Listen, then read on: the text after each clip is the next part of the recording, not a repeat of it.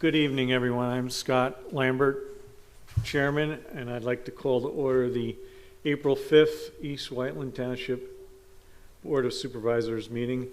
If we could stand and recite the Pledge of Allegiance.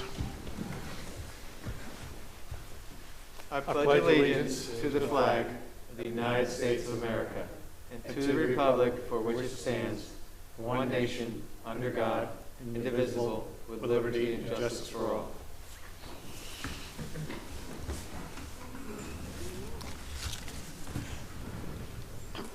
So I'd like to wow. With that sound.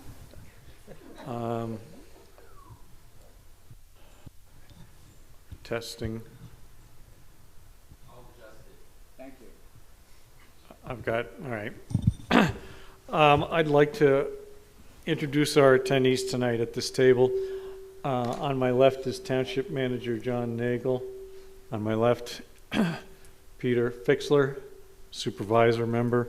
On my right is Vice Chairman Rich Orlow. And to his right is Bernadette Kearney, our Solicitor. We will start off under board briefings.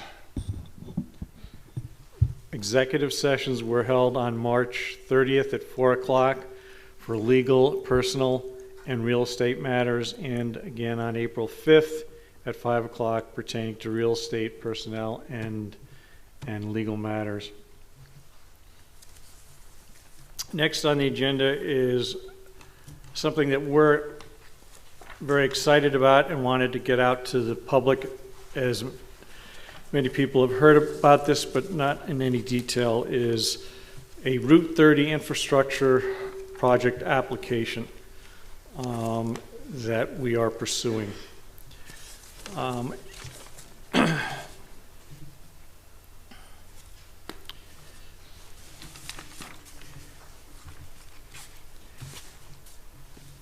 Some overview on this. We were approached by Planning Commissioner Deb Abel back in December about our thoughts on a federal grant program for infrastructure improvements, which I call the Biden Infrastructure Plan. And after myself seeing $300,000 in grant money coming into our parks program for the Backton Hill Park, I was all ears.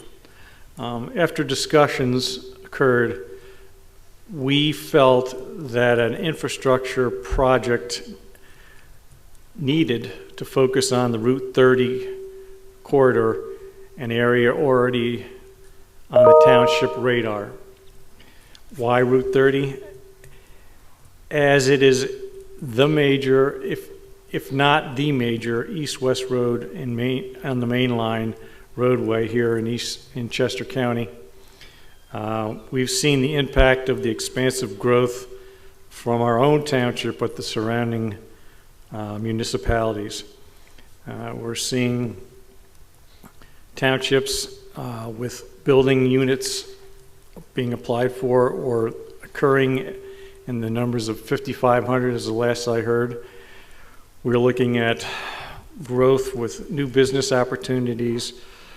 We're seeing hospitals closing in the area and Paoli Hospital becoming a major player to provide emergency service for EMS drivers who are complaining to us that there are traffic issues. The township is consisting of 11 square miles with a population of 13,917. That's up from 9,300 in the year 2000. We have major corporations residing here in the township, and they include Vanguard, Cerner, St. Gobain, Vichy. We have 2 biotech companies, numerous small businesses, Penn State Malvern, Immaculata University, and then the mainline Paoli Hospital, and certainly the Great Valley School District's 2 campuses here. We also have one of, if not the premier fire and EMS organizations that serve not only East Whiteland but are contracted to serve Charlestown. With the Route 30 being the main street here in the township, the corresponding north-south feeder roads of Route 29, 252, 352, 401, we typically see up to 20,000 commuters daily on our roads. The discussion of the multimodal transportation improvement along Route 30 really began in earnest before I was even on the board back in 2018, and has gained momentum as Route 30 has become more problematic. We felt we couldn't put it off any longer, that this bottleneck and safety issues caused in part by the growth will not go by themselves away. So the board and the staff agreed to pursue this. Our next step in this procedure was that we knew we didn't have the expertise or staff to tackle a behemoth project of this magnitude. So we ended up interviewing 2 lobbyist consulting companies and did outreach on their successes. And in early February, we ended up having interview processes.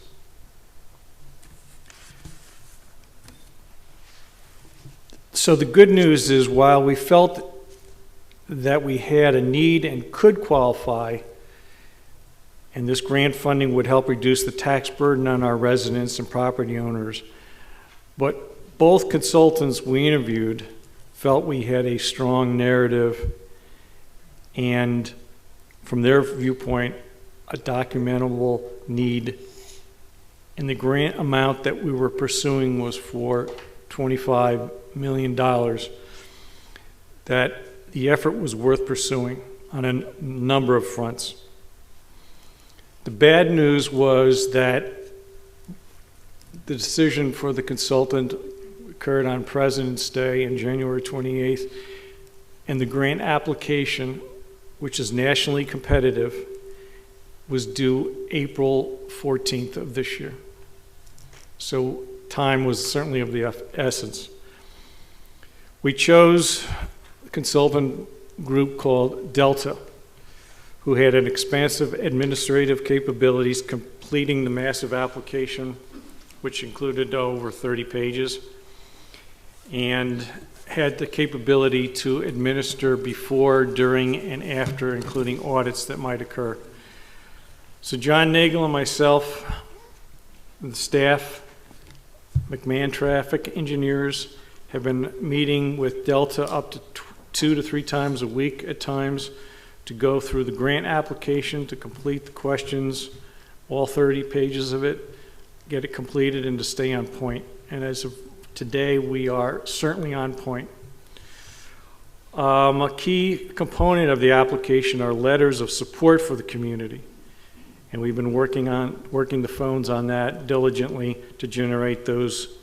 John is the quarterback handling all of that, but we wanted to thank a list of people who've listened to our story and have voiced support for that application. It's a who's who, and we're really appreciative of those folks.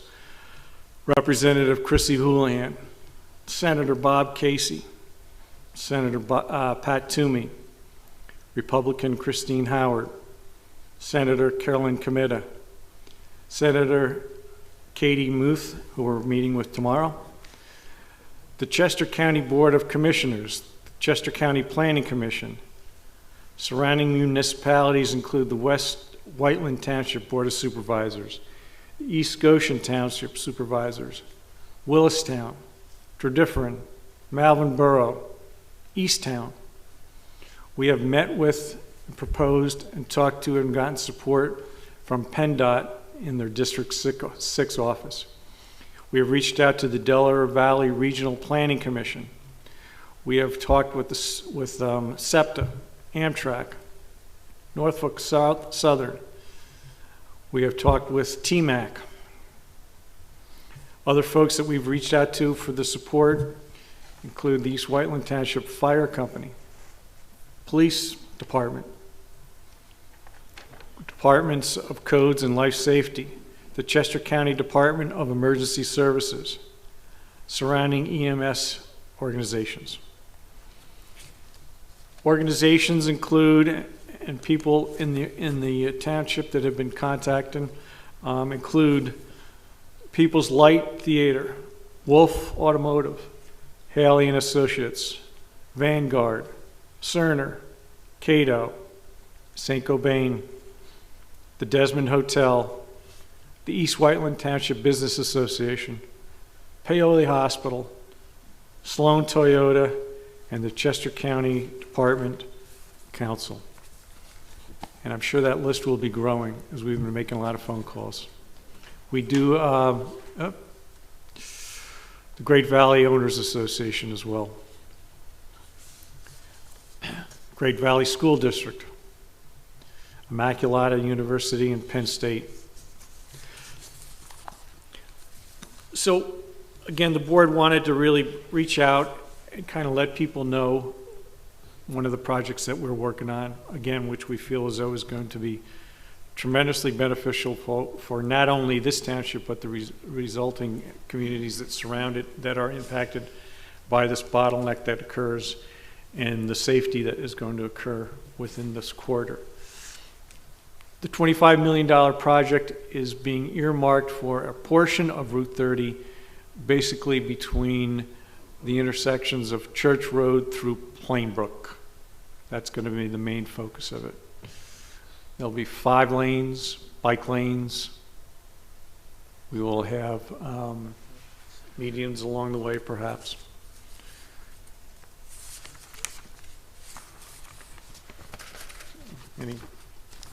Anything I miss? No, sir. Staff has done an incredible job. Each department head has been asked for great details of information, traffic accidents, traffic flows, EMS, fire trucks, numbers, vehicle counts. It's been amazing to see, and I applaud the staff that have done a great job. Delta's done a great job, and Chris Williams at engineering, our McMahon and Associates Engineering, has been also very helpful through this whole process. Any questions from the public? Okay. August 12th is when we are going to be notified of the award. So that's going to be a key day in the township. I believe it's one of the larger projects that have, for a grant application that has occurred in Chester counties, from what I understand. Next on the agenda, I'll have John Nagel give us an update on the sewer sale. Thanks, Mr. Chairman. Just as background, the Aqua application to purchase the East Whiteland system went officially to the PUC, the Office of Consumer Affairs, and the Technical Utility Services. There's many compliance and regulatory agencies that review these potential sales. That application was filed officially on February 4th of this year.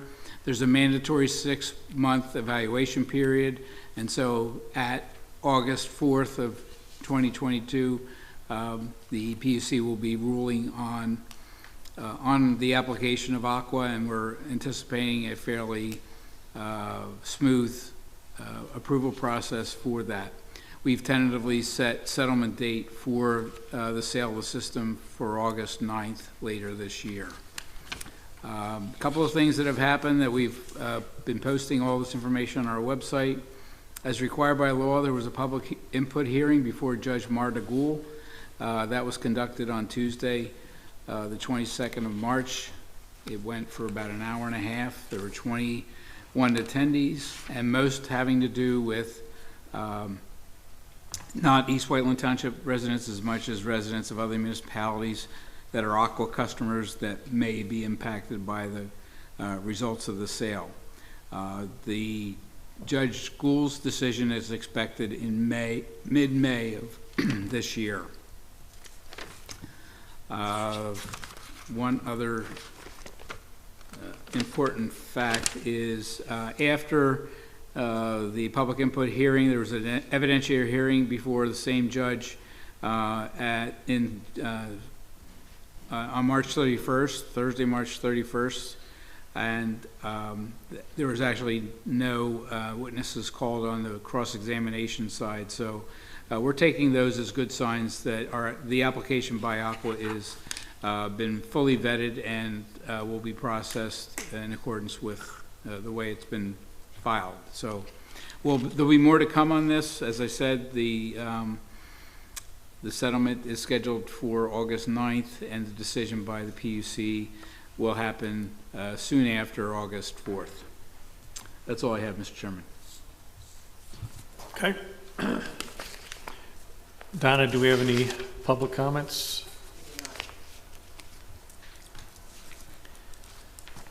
Next, I turn it back over to you to give us an update on the campus.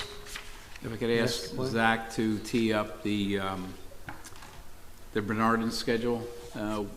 There's a project that's been going on in the township for over a year in the planning stage. It's to design, build, and occupy a standalone police station with a sally port and some other amenities that are duly needed, and we're diligently working on all of that.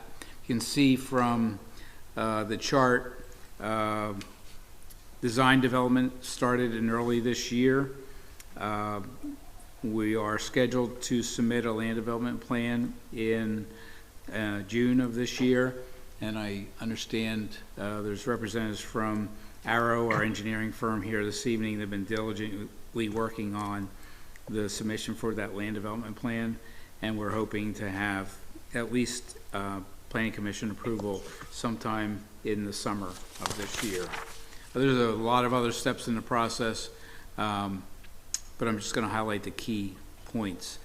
Construction documents, notice to proceed with construction documents would be at the same time in June, and we are looking for the township, meaning the Board of Supervisors, approval in November. There's a number of steps to happen before that approval is recommended. The bidding would happen sometime in January of next year, and construction is expected to start sometime near the end of March of 24, and occupy the building sometime in May of 24. So it's a long-term approach. I'm sure the schedule will change from time to time, but that's the general plan for the new police station. So that's all I have, Mr. Chairman. Okay, thank you. Any public comments? Peter, Rich, any questions, comments? None. Okay. Next on Zoom, I have Steve Brown discussing a very worthwhile project that's been in the works for a while, the Biddle Memorial Playground. Thank you, Scott.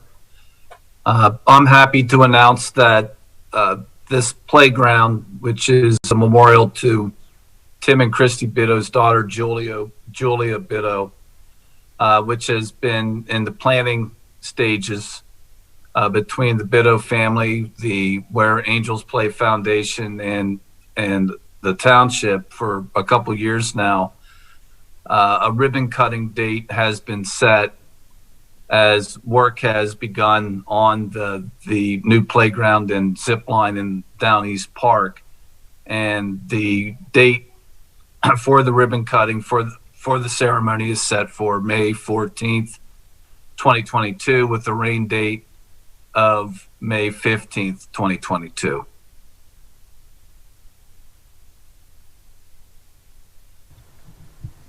Okay, thank you.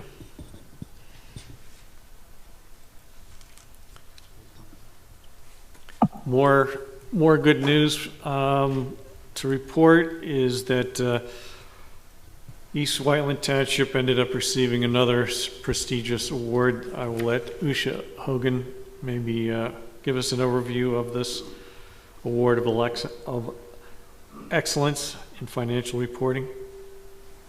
Mr. Chairman, I believe Ms. Hogan is not with us this evening. She had another conflict and wasn't able to attend. I can certainly provide the board with a briefing on the award. We're very fortunate to have been recognized by the Government Finance Officers Association for an excellence in financial reporting. And a lot of that had to do with the fine work that Usha Hogan and Joe Meehan from our finance staff did on that behalf. We've been recognized with a Certificate of Achievement that will be posted prominently in the building. I also want to mention and take an opportunity to recognize someone who's helped us with gaining this recognition over the course of time, and for me professionally has helped me in two other places in promoting excellence in financial reporting. Ed Furman was a CPA with Malley out of Oaks, graduated from Drexel University, worked at Price Waterhouse, very stellar career in the accounting and finance area. He served as a township supervisor in Tomenson and also a township auditor in Woodpain Township, Montgomery County. Ed and his wife, Ruth, knew my wife and I from a long time ago when we were very young, went through careers together, raised kids together, but from a professional side, he's been involved in townships audits his whole career. He and I sat on a continuing education committee for Southeastern Pennsylvania, and I think the biggest contribution he's made with respect to East Whiteland is the Excellence in Financial Reporting Awards. Ed leaves a wife, Ruth, and two sons, Ed, who is actually a DA in the DA's office in Montgomery County, and Dan, and his daughter Kelly, just a solid citizen and just an ultimate professional. He retired, and soon after that he contracted cancer and he passed away on March 20th. So I just want to say something publicly in honor of Ed and his family. Thank you.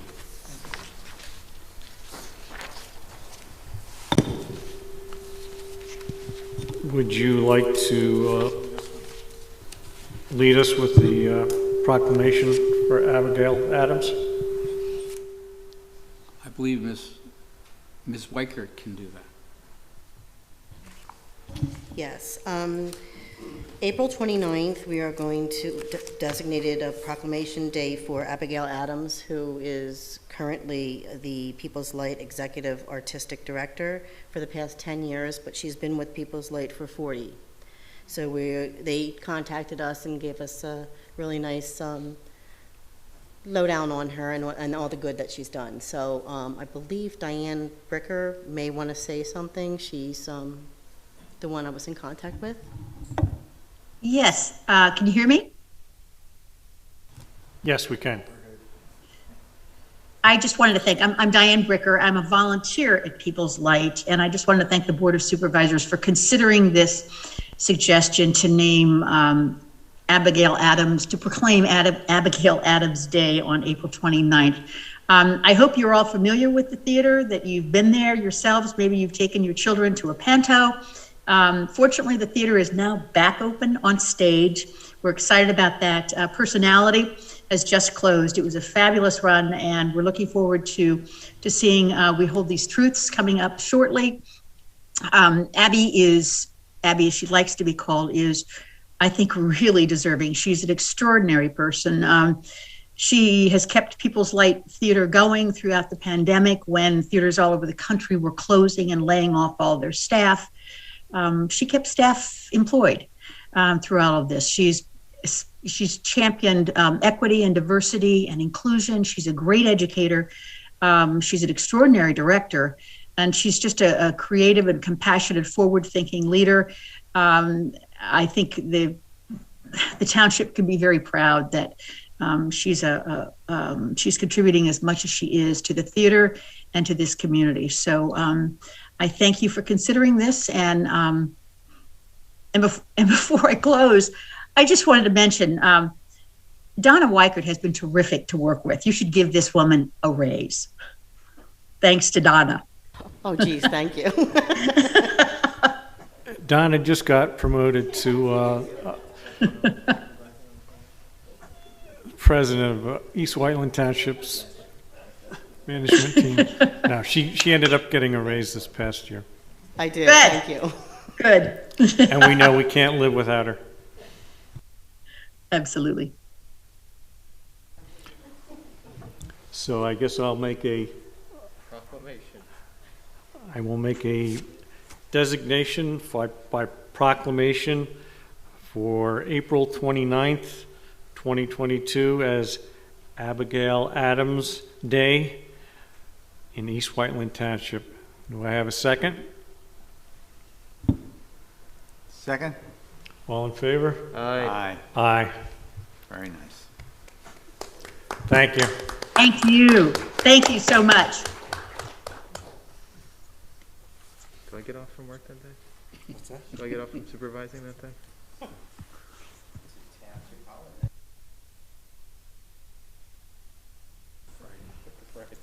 It's a Friday. Okay. Next, I will turn over to Zach and Bernadette. Public hearings pertaining to conditional use hearing. Yes, is my microphone on? Yes. Okay. This is a continued hearing, conditional use hearing from March 9th, and we continued it on the record to this date, April 5th, 2019. We had marked a series of exhibits, which I had provided to Mr. Freemuth, who is the attorney for the applicant, and we'll add, we had done exhibits T1 through T12.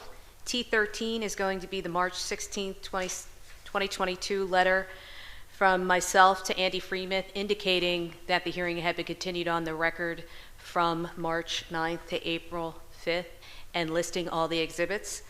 Mr. Freemuth is also handing out an exhibit package. I had marked as A1 the certification of mailing to the neighbors. Since Mr. Freemuth had done his exhibit package, I'm going to remark A1 as A5, and Mr. Freemuth will go through his A1 through A4 exhibits. I'm going to just read the legal notice for the record.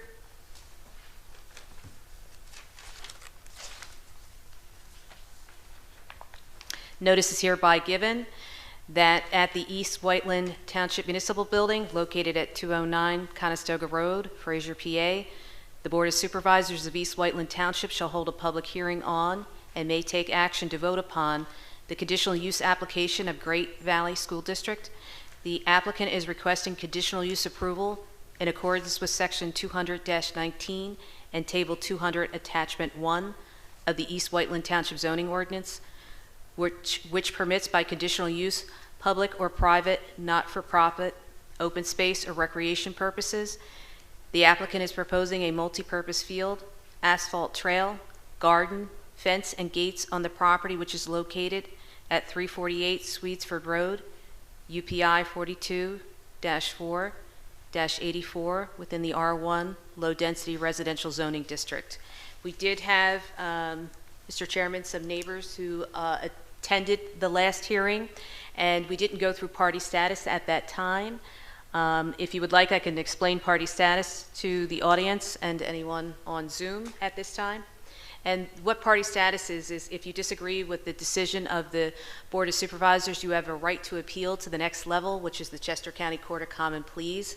If you had gotten notice and the A1 certification, now A5 certification, indicated those neighbors within a certain distance who received notice, normally if you get notice, Mr. Freemuth won't oppose and the board will normally grant you party status. You do not need party status in order to ask questions of any witnesses that are presented this evening or to make comments for or against the application at the end of the hearing. Again, you do not need party status to do that. The board will normally allow you to do that. Party status does allow you if you want to take an appeal of any decision made by the Board of Supervisors. At this time, is there anyone that wants party status? I see none in the audience, but I wanted to check with you, Donna. No, nobody online. So at this point, I'll note that for the record, and I'll turn it over to Mr. Freemuth.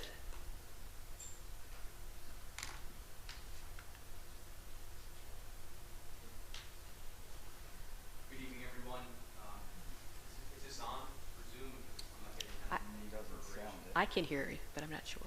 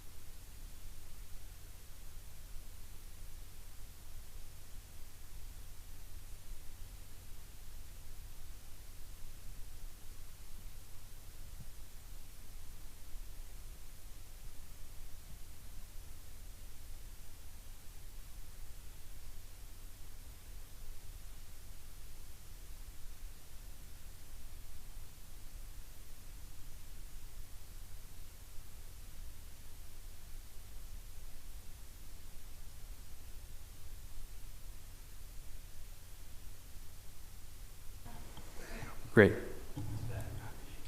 That sounds better already. Great.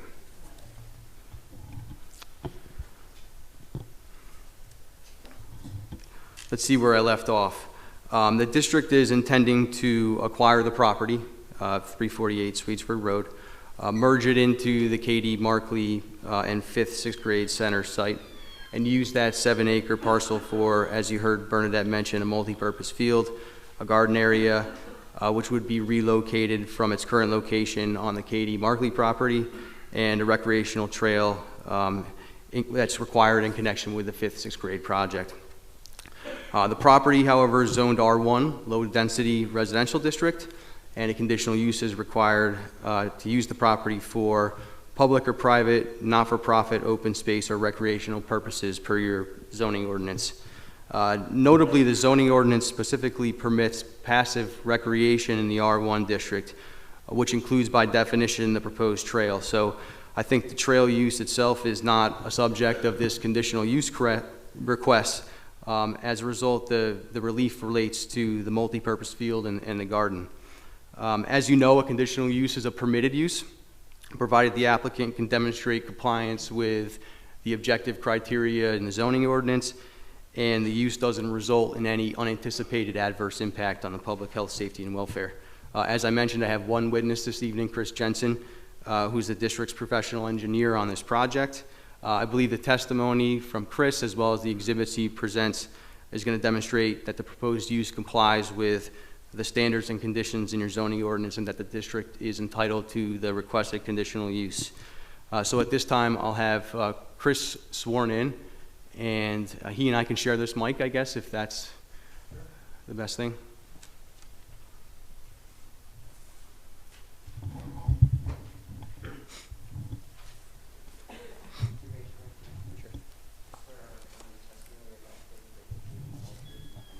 I do. Chris, for the record, can you just state your name? Sure, Christopher Jensen. And I've handed you a packet of exhibits, is that correct? Correct. Okay. And if you turn to what's been marked tab 1, we'll call it A1. Is this a copy of your CV? Yes, it is. And can you tell the board about your educational and professional background?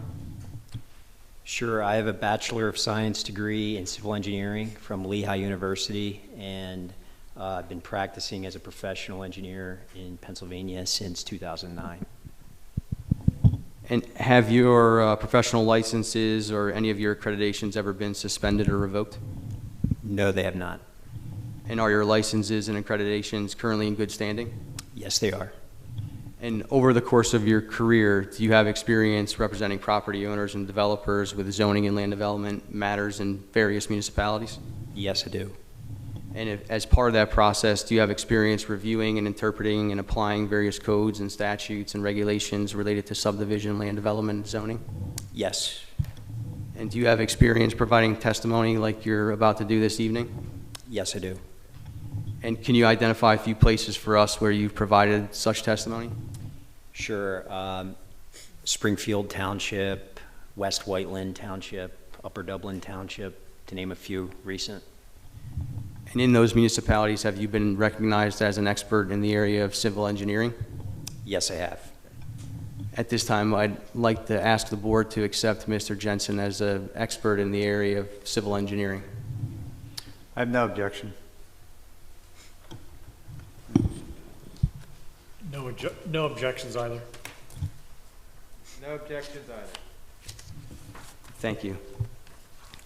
Chris, you're familiar with the property at 348 Swedesford Road, which is the subject of this application, correct? Yes, I am. And it's your understanding that the district currently has this property under an agreement of sale? Yes. And if you look at the exhibit pack again, what's identified as, or behind tab 2, we can identify that as exhibit A2. Is that a copy of the redacted agreement of sale for the property? Yes, it is. And are you familiar with the proposed application for conditional use and the use proposed by the district that we're going to discuss this evening? Yes, I prepared the application. And you of course, then reviewed the zoning ordinance in connection with the application, correct? Yes. And you're also familiar with the adjoining parcels, which contain K.D. Markley Elementary School and currently the district's administrative building, correct? Yes. And you're also the district's professional engineer on the land development associated with that parcel, correct? Or those parcels, excuse me. Correct. Okay. Now, if we look at what's marked as A3 in the packet, I know you also have brought that on a large board, which we can display. Sure.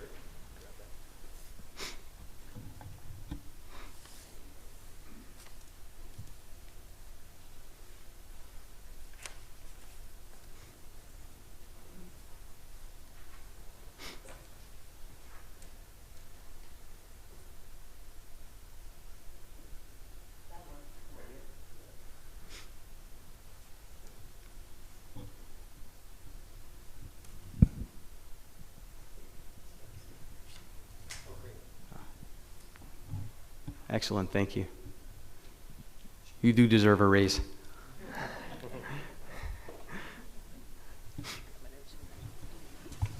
I'm going to send you a partial bill. Noted, on the record.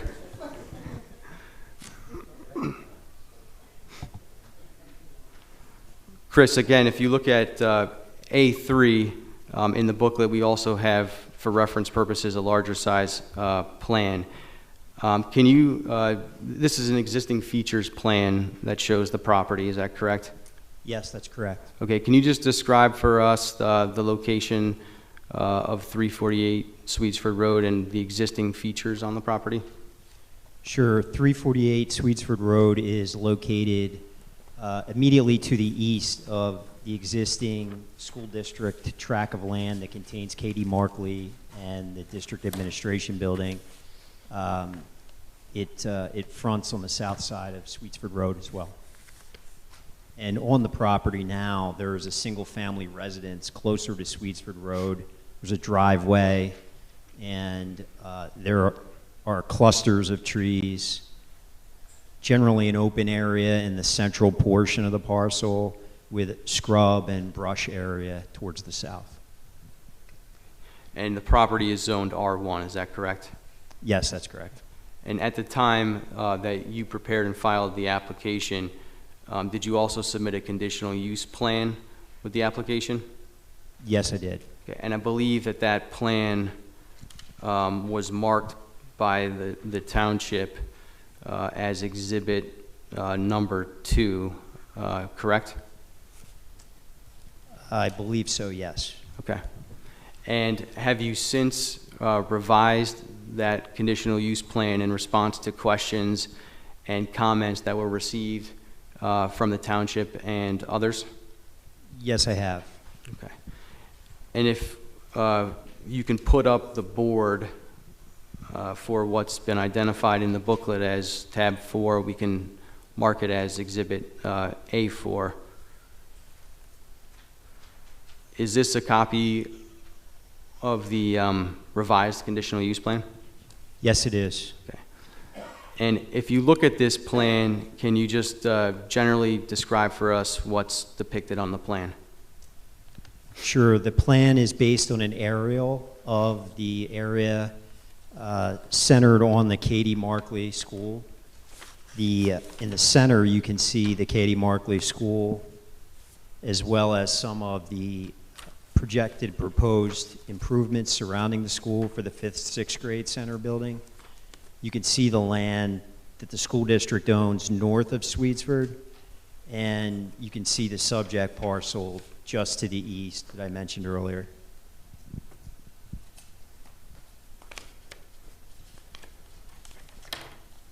And again, with reference to this plan, can you describe, with focus on 348 Swedesford, the property that's a subject to this application, what the district has proposed in terms of improvements and a use? Sure. So the district proposes a multi-purpose field play area. They also propose a garden that's a relocated garden from the current Katie Markley site. Thirdly, there's a trail that is proposed that moves from the south of the parcel along the east property line towards Swedesford Road. That was required as part of the 5th, 6th grade project, and it's been moved to this subject parcel, 348 Swedesford. Additional buffer plantings are proposed along Swedesford. Buffer plantings are proposed along Swedesford, along an area that's the shared property line to the east with the residential neighbors, where we will enhance the buffering, and then also along the south, along the property line that is shared with the Westgate apartment area. Finally, there's a fence that is proposed, excuse me, a 4-foot fence between the trail, the play area, and the garden, and should the district be able to place that fence due to funding, which may not be possible, but if so, the intent would be that that would separate the school use and the public use of the trail, and assist in ensuring that the children don't wander beyond the play area that's designated. And sticking with the plan, we mentioned that there had been some changes to the plan since the original filing. Can you highlight those changes and additions as compared to that originally filed plan? Sure. One of the first changes we made was realigning the trail to a new connection point at the Westgate property to align with a path that's there today. Secondly, this plan contains a lot more detail as it relates to grading, existing and proposed landscaping. It also shifted the multi-purpose field to the south to preserve trees that are close to the existing single-family residence, and actually the field itself got smaller as well.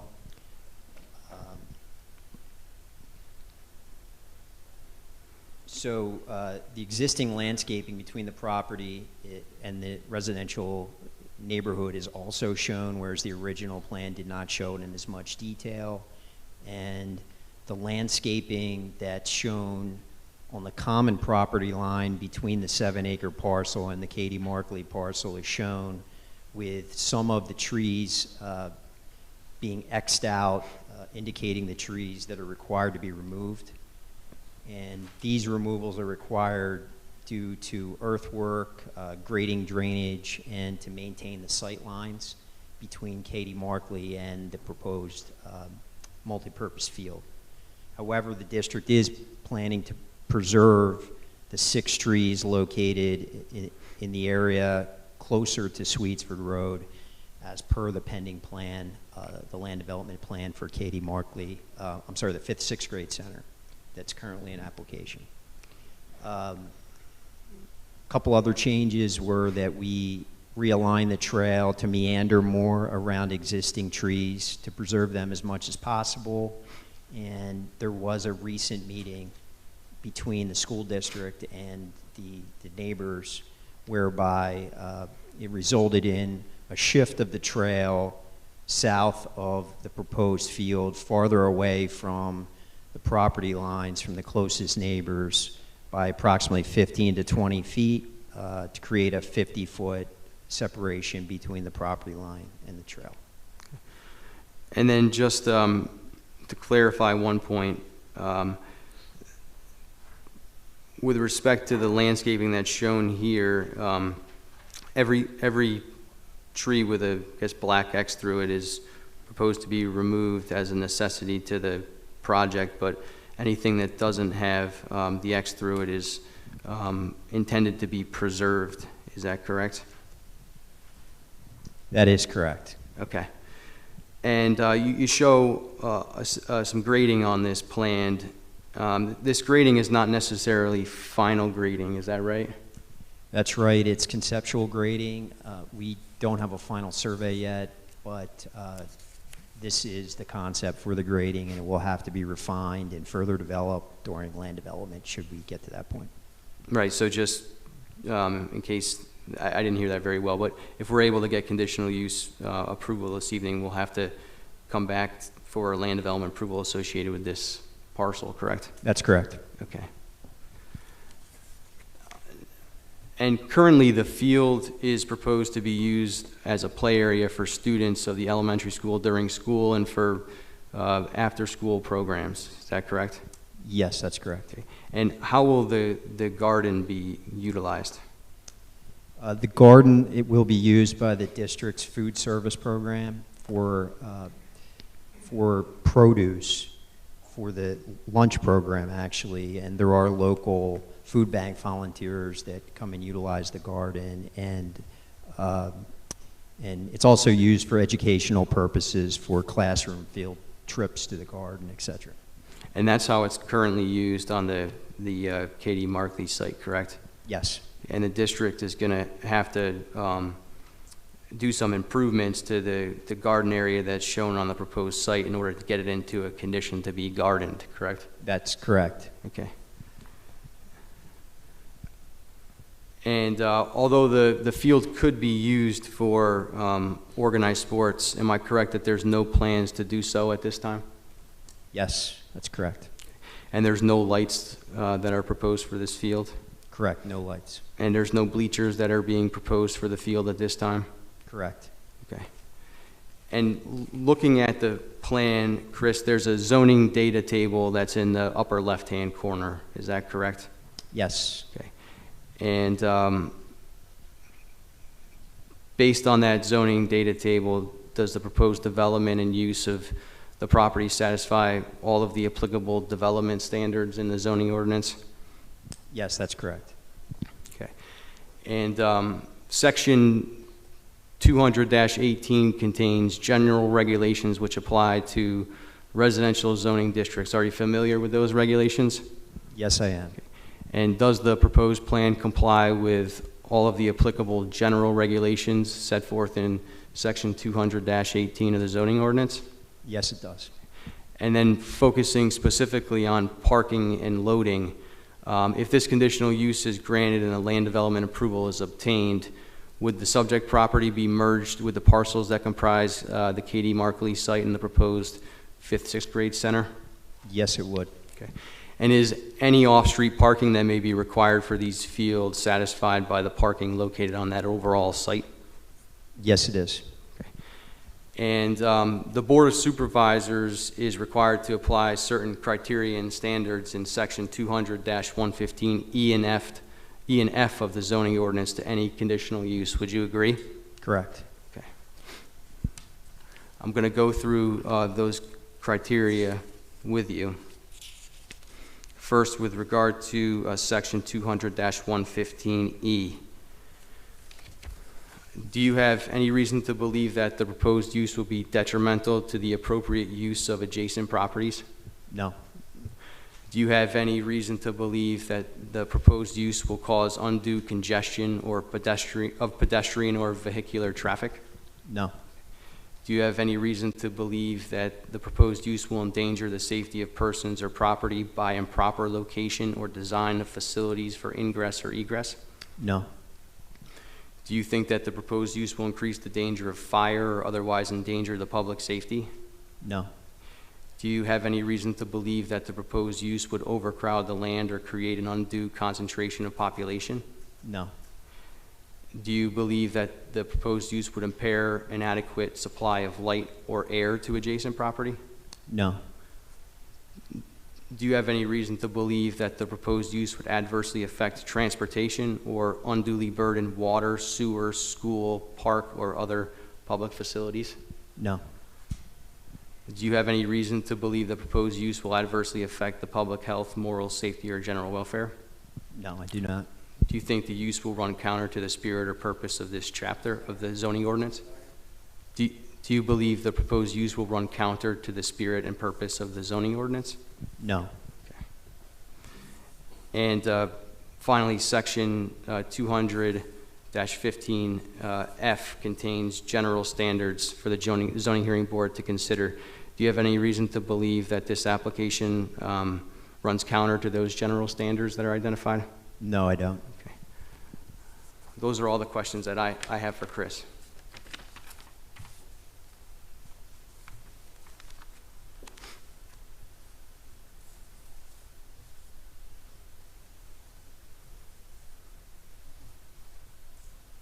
Yeah. I'm sorry, those are all the questions I have for him at this time. Thank you. Any other witnesses, or? I have no other witnesses, no. Unless we ask questions, okay. Confirm a couple things for me. One, no organized sports, no lights, no bleachers. You didn't mention, but no loudspeakers. You say no scoreboard. I guess you don't need a scoreboard if you don't have organized sports. I don't think there are plans at this time for a loudspeaker or a scoreboard. Okay. And do you have any problem with us imposing that condition, that restriction, as part of the conditional use order? At this time, there's no plan to use it for organized sports. Right. Okay. The trail, this is labeled as an 8-foot wide trail. You think you need 8 feet wide? Because it's really just a spur. Headed down to the Chester Valley Trail. I don't have a problem saving a little more green and making it less wide, maybe 6 feet. 4 is probably a little too narrow. That's basically a sidewalk, but you guys care? No, other than that, I think the standards have been 8 foot, but I don't have an issue with 6. If I may, I think Mr. Barner, oh, I'm sorry. If I may, I think Mr. Barner wanted to make a comment, but let's get you sworn in. Let's get you sworn in if you're going to say something. No, you're not. That's it. Okay, I apologize. If Mr. Barner's going to say something, I would like to get him sworn in.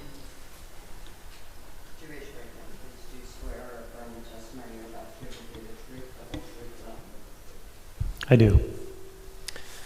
So the only point I was going to make relative to the width of the trail is that the requirement for the trail is a matter of the land development, so the subdivisional land development ordinance, and there are minimum width requirements relative to that. So I believe in this case it's a 6 to 8 foot wide. but it is shown on the land development plans as an 8-foot wide trail. So I just want to make sure that we're aware of that sort of cross-reference between the two applications.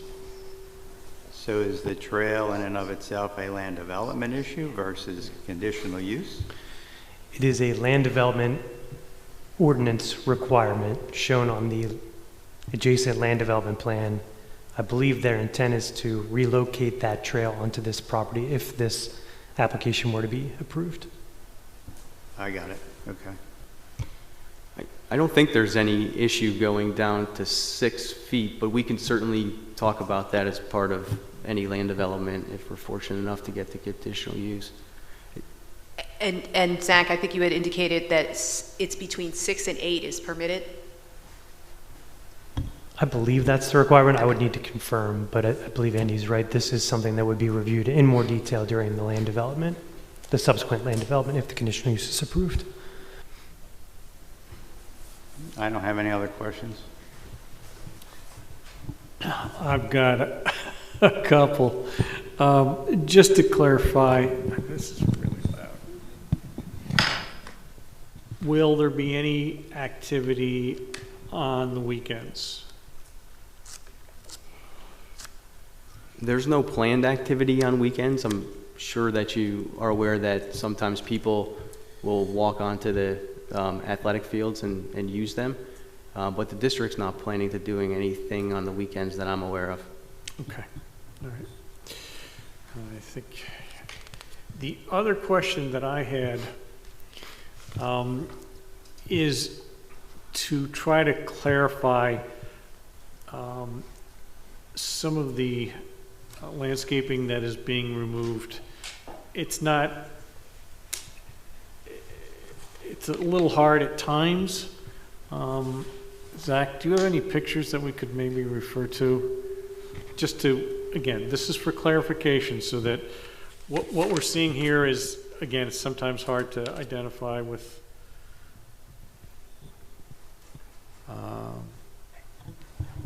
specific landscaping. Bear with me one moment here. I did take some pictures on a site visit. If the solicitor is okay with me bringing those up, I can bring up a sort of a plan and a photo key.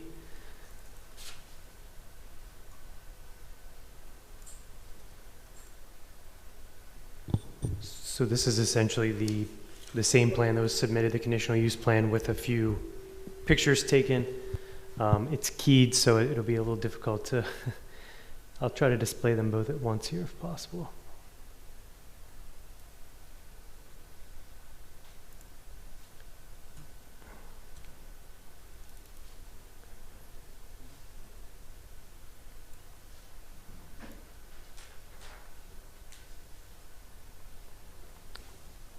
Would you like me to run through them sort of one by one? Sure, and if you're able to, again, comment whether they're staying or going, that would be helpful. Sure. So number one is a deciduous tree sort of in the, what's the future garden area, shown here in the center. The second picture is sort of through the existing brush area of the sort of a second tree back here, further inbound to the property. These are both to be retained. Yes.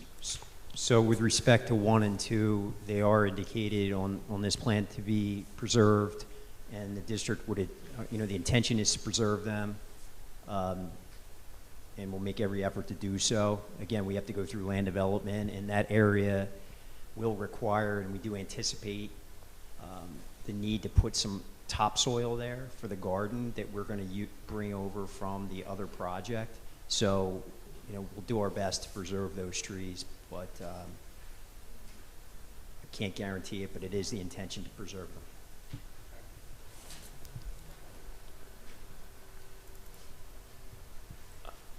The third tree here you can see on the key is, this photo is taken from behind the existing home, sort of looking towards Sweetsford Road.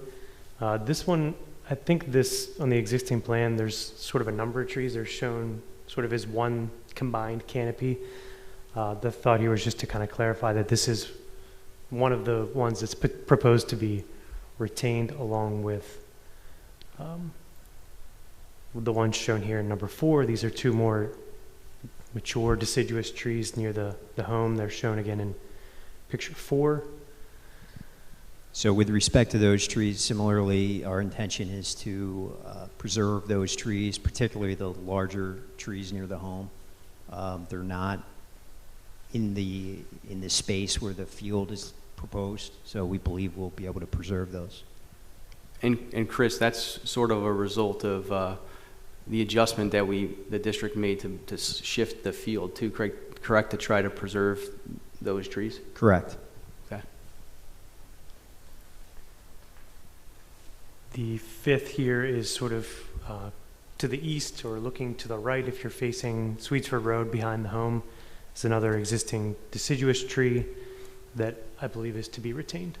Again, very similar to the last 2. The intention is to preserve that tree. It's not in the way of any of the proposed improvements. Chris, that looks like, Zach, looks like it's number 6 on your... No, number 6 would be the next one. Okay, do we know a reference on this sheet? Yes, this is number 5 shown on the plan.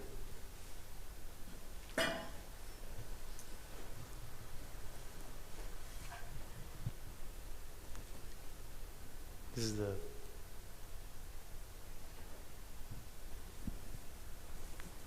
That's near the end of the existing driveway. Part of what we're proposing is to maintain that existing driveway and make it part of the trail, and it would allow for its use for emergency access as well.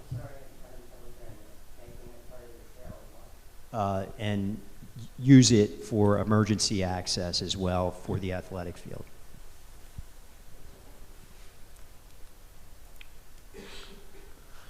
Number 6 shown here is sort of I'm not sure of the species, but sort of a holly, a large holly. It's shown here as number 6. It is shown as being proposed for removal sort of at the northeast corner of the proposed field.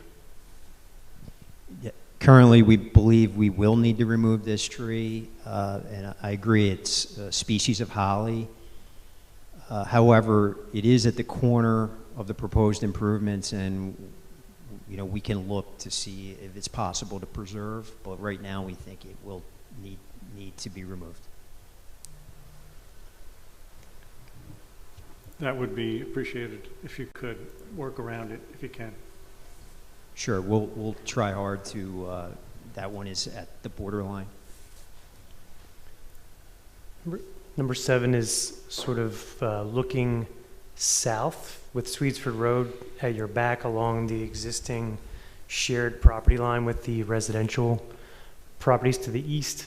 These are some, I would say, not so healthy existing trees. So this may be more of a question as to what the district intends to do with those trees. The intention is to clean up this area, and we've identified this area for supplemental buffering along that east property line on the plan. Number 8 is looking towards Sweetsford Road with the existing home at your back, out towards some of the existing, we'll call it 3 or more deciduous trees along the road. Yes, and these are intended to be preserved. We've actually changed the alignment of the trail to go around these trees so that they would not have to come down. Number 9 is looking east from the subject property to the Katie Markley site. These trees, I believe, are to be removed, perhaps with the exception of the large evergreen sort of in the foreground that I'm motioning to, which I believe to be inbound of the property line and correct. Possibly retained. That evergreen in the foreground, I believe, is one of the 6 that we've identified in the other land development application to be preserved, but the others in the background are within the proposed stormwater area, so they would need to be removed. Number 10 is looking sort of northwesterly from a similar vantage point as the last photo to the property, to the existing mix of trees, I guess you'd say, at the corner of the site, which I believe are to be retained. Correct. Again, the intention is to preserve these trees here.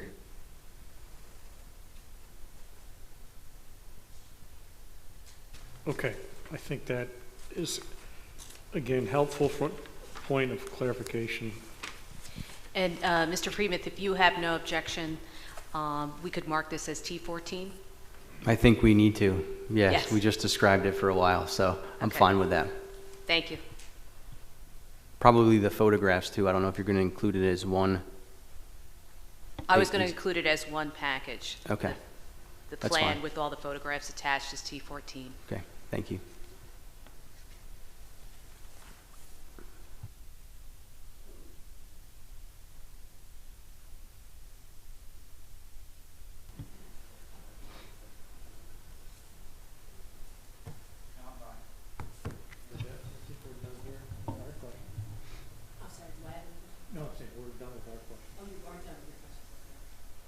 Do we want to go to the audience at this point? As Chris puts back the microphone, does anyone in the audience have any questions of Chris or Zach?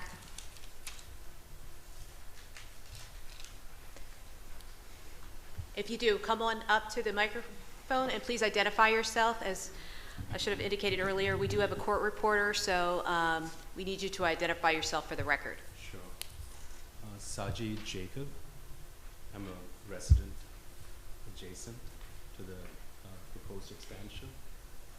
I'm sorry, you're adjacent? I'm adjacent to the proposed property. And could you give us your address? 11 Devonshire Lane. 11 Devonshire. Thank you. Good to go? Yes. So, thank you for making the changes. We had met with the school board, and I'm happy that they made the adjustments and the changes. I wanted to understand how far the trail was moved. You said 15 to 20 feet. Can you provide us a distance from the property edge to where the trail starts?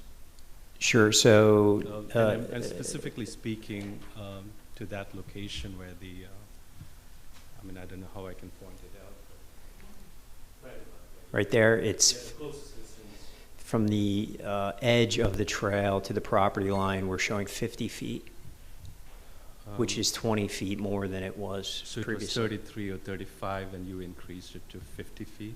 Yes, so 15 to 20 feet, correct. One of the other suggestions we made with the school board was, would you consider putting a fence? Because as I had expressed last time, noise, light, and safety were a concern. Many of them have been addressed, with no lights and so on have been addressed, but there's going to be a lot of traffic from the existing apartment complex that will commute through that'll utilize the trail, which is great, but on the same token, it becomes a contiguous property to our backyards. And there's about 6 residential homes that the trail is very close to. And we suggested maybe having a fence on either side so that can be, fairly well segregated. Would appreciate if you could consider that. That's all. Thank you. Can we ask us, are you referring to only the area where the trail is somewhat close to the 6 houses? That would be fine, yes. Okay, all right. Yes. From the apartment complex, I think that's close enough. And as it Right. comes along, where it gets there to be a lot of distance, that's understandable because there'll be a lot of hedging with trees. Okay. But closer properties, maybe the first 3 to 5 homes, Okay. it is fairly close. And any such fence wouldn't make sense to put it right at the asphalt. There would have to be some space from the cartway asphalt to where the fence is, to have some cushion. Are you okay with that? Please repeat your question. I didn't understand. Yeah. I wouldn't want to put a fence right at the edge of the asphalt. That would be. Yeah, maybe 2 or 3 feet within a 2 or 3 feet. Right, okay. Yeah. A reasonable distance to give some cushion. Yes. Okay, Yes. all right, got it. Thank you. I would just note that there's trees there that we're intending to preserve along that property line to obviously provide, the natural buffer that exists there today. I don't know how a fence would potentially impact those. I mean, we want to preserve the trees as much as possible. We think they provide the buffer. We think they'll provide a suitable buffer for those residential properties there that are in close proximity. And I just would ask that you take into consideration the fact that we did move the trail 10 to 15 feet further away. And the testimony from Chris has been that, the budget and the cost for this project are certainly going to be tight, so tight to the point where the district is even having a look at the fence that's shown on this plan. Because obviously every dollar that goes into the fence and the trail and things of that nature takes away from the dollars that get spent, for the building project. Isn't the fence issue an issue that we would cover necessarily in land development also, or anyway? Yes, if it's, one of the arguments Mr. Freeman is making, which I understand, is that the trail is permitted. So he's really not asking for conditional use relief for the trail because it's passive recreation. So it would really probably come up during land development. I don't know that they're asking for a fence because of the field or the garden. It's more related to the trail. So yeah, it would come up during land development also. So I would consider that and, make a final decision at land development.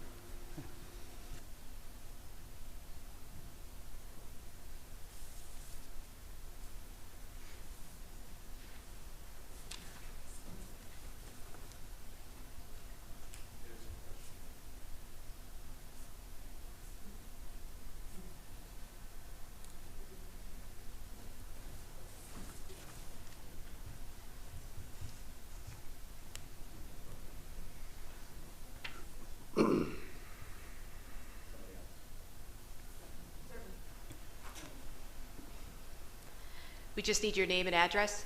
Sure, Marguerite Daniels, and I live at 7 Devonshire Lane, so I'm a neighbor to Mr. Jacobs. So I appreciate the opportunity to have the community here to understand the plans, and we also attended the school board meeting where we were able to share and hear the plans and share our concerns. So regarding the trees, so we have a defined bunch of pines that were put in place when the community was built, right? So they're now 20 years old. That's how long we've lived there. We're the longest living resident in the community. So we've watched them grow up. But the bush and the trees that are old behind there, my concern is, if you plan to clean that up and it starts to create visibility between the two, and then there's the path, it would be very easy for somebody to kind of walk through our backyard and, just not be accountable for the traffic flow. So again, I support the fence, but I also would like to know that if you're going to put some other plantings there to replace the dead trees that you remove because you want it to look nice and be protected, protect the children from playing there as well, that they are a substantial size so that, we actually get the same effect that we had created from living there. So that's one thing. My second point is there were a couple of what ifs or not planned at this time. So what happens when there's a request or decision to have activities going on the grounds, on the playground area, or allowing people in the community to use that space for a picnic, or one of the companies to say, this is open space, let me reach out to the school, and we're going to have an event one evening or one Saturday, we're going to have an event. What is the process, and how do we get to have a voice or understand what that process is? I'm envisioning that those restrictions be put in as conditions as part of the conditional use order. Mm-hmm. If the school board later on wants to change it, they would have to come back to the township. That's what I'm envisioning also. And Mr. Freeman, if the board were to grant the conditional use and certain conditions were laid forth, such as you couldn't have other events other than the during school hours with the children, and then after school activities with the children, but no organized events. The school district would have to come back and ask for a modification of that condition. Right, I would agree that if the conditional use were granted, we're only allowed to use the property as we've testified to this evening. And any deviation from that would require an amendment to the proposed use, which is a conditional use, and any amendment would come back to this board. And odds are, if that was to be the case, before coming to us, they would come to you, is my guess. We'll be there. So you'll hear before we would. And we would Okay. appreciate that. So thank you very much. And to follow up with your question, I just wanted to ask that the school district, can you possibly describe what type of landscaping that may go between the two properties? And I'm thinking, for example, it's been many, many years, but your landscaping that exists between the Great Valley High School and the middle school as it borders Spring Mill Farms is pretty dense at this point in time. And somehow or another I envision this eventually being like that, but are you able to describe what type of landscaping might go in between the two properties? Sure, I'm not familiar exactly with that area that you're describing, but typically what we propose here would be a mixture of evergreen and deciduous along with shrubs that would provide a nice mix for a buffer, both low-lying as well as trees that would grow up and act similarly to what you have out there today. I appreciate that. Yeah, we can walk right through there. Now, in the wintertime, we can walk right through and go on to that property. We knew those neighbors, and there were horse farms back there, and the barn, the red barn that sits there. And there's tons of deer. I mean, they're all in that area, so they're going to get displaced a bit, but they'll be in our backyard, which will be fine. But again, just I think I worry more about the kids playing in that area, and then a ball being tossed, and them coming back and realizing, oh, look, there's places here, there's a swimming pool, in one of these neighbors' yards, and I'm just thinking from a safety and a privacy standpoint. So we appreciate the distinction between homes and playgrounds. Thank you.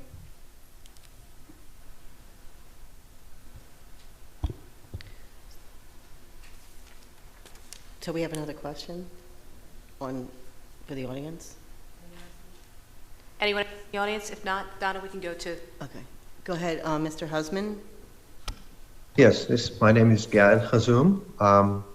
I live on 14 Store Drive, so I'm a adjacent neighbor to the property on the southeast corner. Like Saji Jacob asked before, thank you for moving the trail from 33 feet, I think I saw, to 50 feet away, but I wonder if there could be a little bit more detail when it comes to that connection between the Westgate apartments and how it kind of loops around that corner of the southeast corner.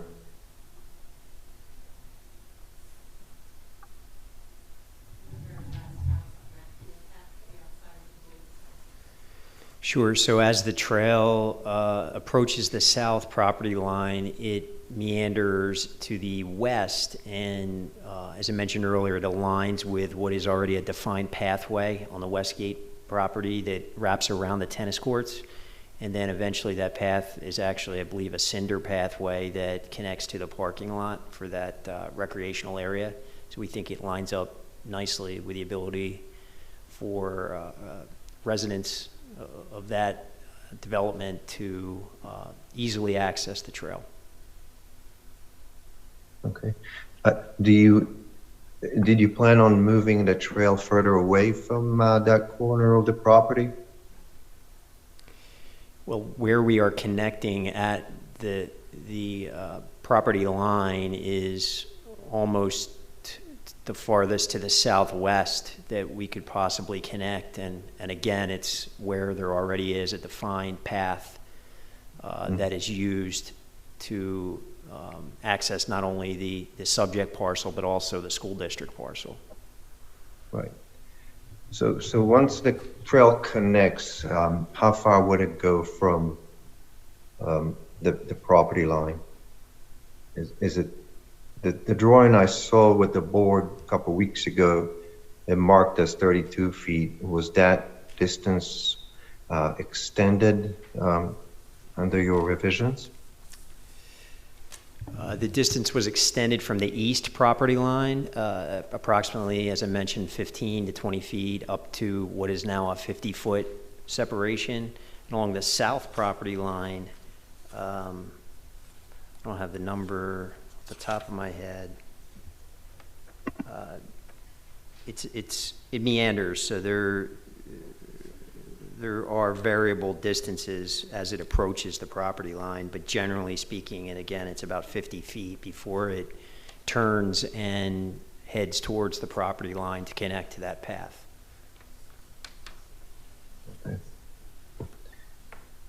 Okay, thank you. I have one comment for the Devonshire properties. Looking at Chesco views, it looks like your houses, you have your individual lots, but there is a pretty decent common area around all of the houses. Is that your understanding? Okay, so you're protected by your house, whatever in your yard if you have trees, and you have a buffer from common area, which is your association, which you control. Okay, all right, and that's obviously not going to be touched. Right. Right, and you put as many trees there as you want, right? From our property lines to that. Sure, right, exactly, okay. Just to may I clarify that point, John? The common grounds are wide in some areas, as you mentioned, but there is also some areas it's very, very narrow. And those are the homes that are close by. So it's between 30 and 50 feet on the narrow side, but it does 30 and 50 feet on the narrow side. Right. And as you can see.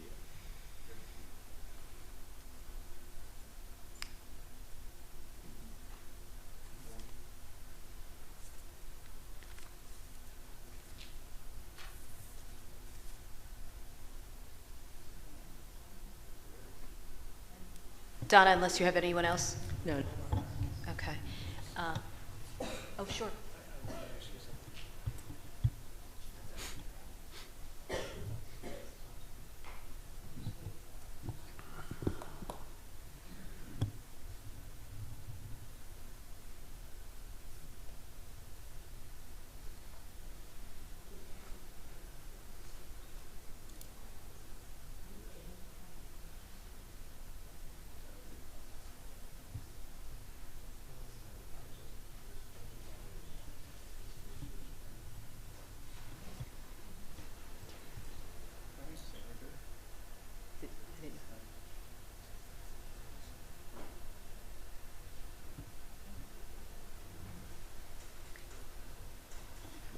And Mr. Freeman, I'm assuming you want to, since there are no more, actually, we had questions. Did anyone want to make statements for or against the application? I didn't ask that. Seeing none in the audience, Donna, did you have any online? No, I do not. Okay. Mr. Freeman, I'm assuming you want to have all your exhibits admitted into evidence? Yes. Yes. And then I have nothing further. And nothing further? Okay. Yes. So at this time, the board can either render a decision tonight, or under the municipality's planning code, you have 45 days to render a decision. I'm okay deciding tonight. I concur. Likewise. Bernadette, do you have the resolution in its entirety? No changes?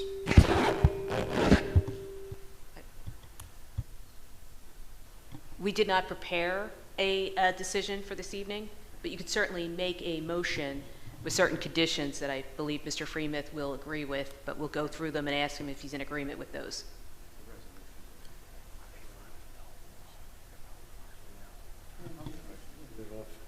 Okay.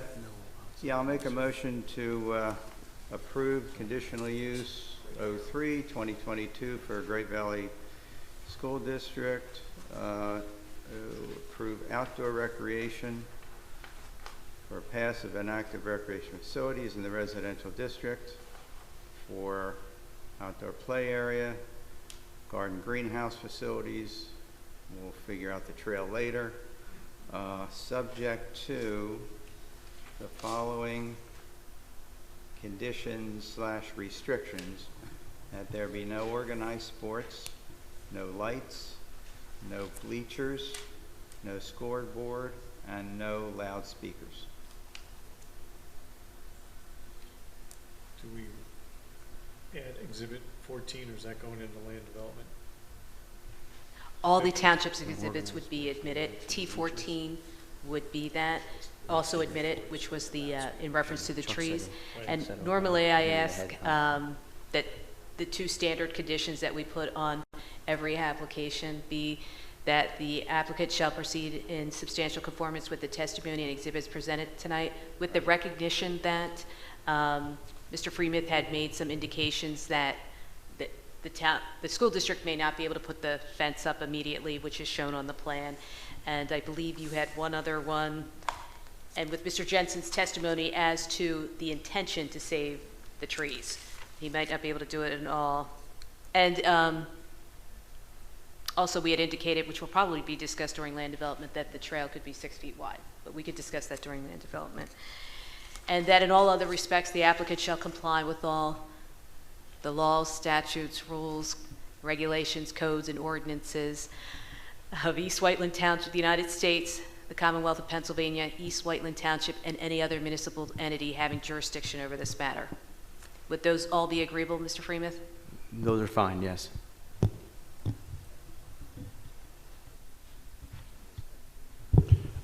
I second that.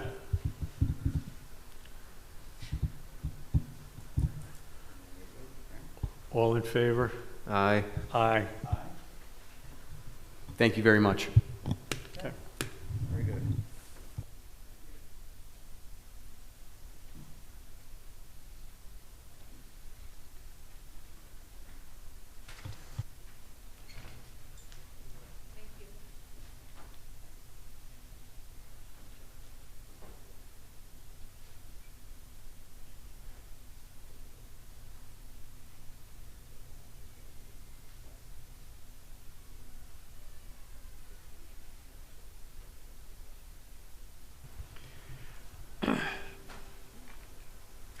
Moving on to agenda items number 4, board motion and resolutions. We have got I'll make a motion to ratify appointment of Patricia McDonald to the EAC committee for a term expiring in 2026. Do I have a second? I'll second that. All in favor? Aye. Aye. Aye. Oh, you I was just going to say, for some of these, you were going to ask for any public comment. Oh. right. At this time, do we have any public comment? Donna? Not online. Okay. Peter, can you make a Yes. motion for I'd like 4B? I'd like to make a motion to ratify the appointment of Reuben Garrett to the Historical Commission for the term expiring Do I have a second? 2026. Second? Do we have any public comments? All in favor? Aye. Aye. Passes. Want to keep going? Peter, on C? I'd like to appoint Greg Lewis as Chief Fire Marshal. Do I have a second? I'll second. Any public comment? No. All in favor? Aye. Aye. I'd like to appoint Mark Moses as Deputy Fire Marshal. Do I have a second? Second. Any public comments? No. All in favor? Aye. Aye. You're in, Mark. I got a smile out of him. I knew I would. E? Oh, sorry. Oh. Consider authorization for the Beckton Hill Park Phase 1. Consider authorization to include restrooms and fencing in Phase 1. What I might ask is Steve Brown or Daryl Becker to comment a little bit for the board's information. Well, let me start and then Daryl can jump in if he'd like. The Phase 1, which is under construction, did not include, we'll say, a brick and mortar restroom. Instead, we were going to include portable toilets until we got to Phase 2.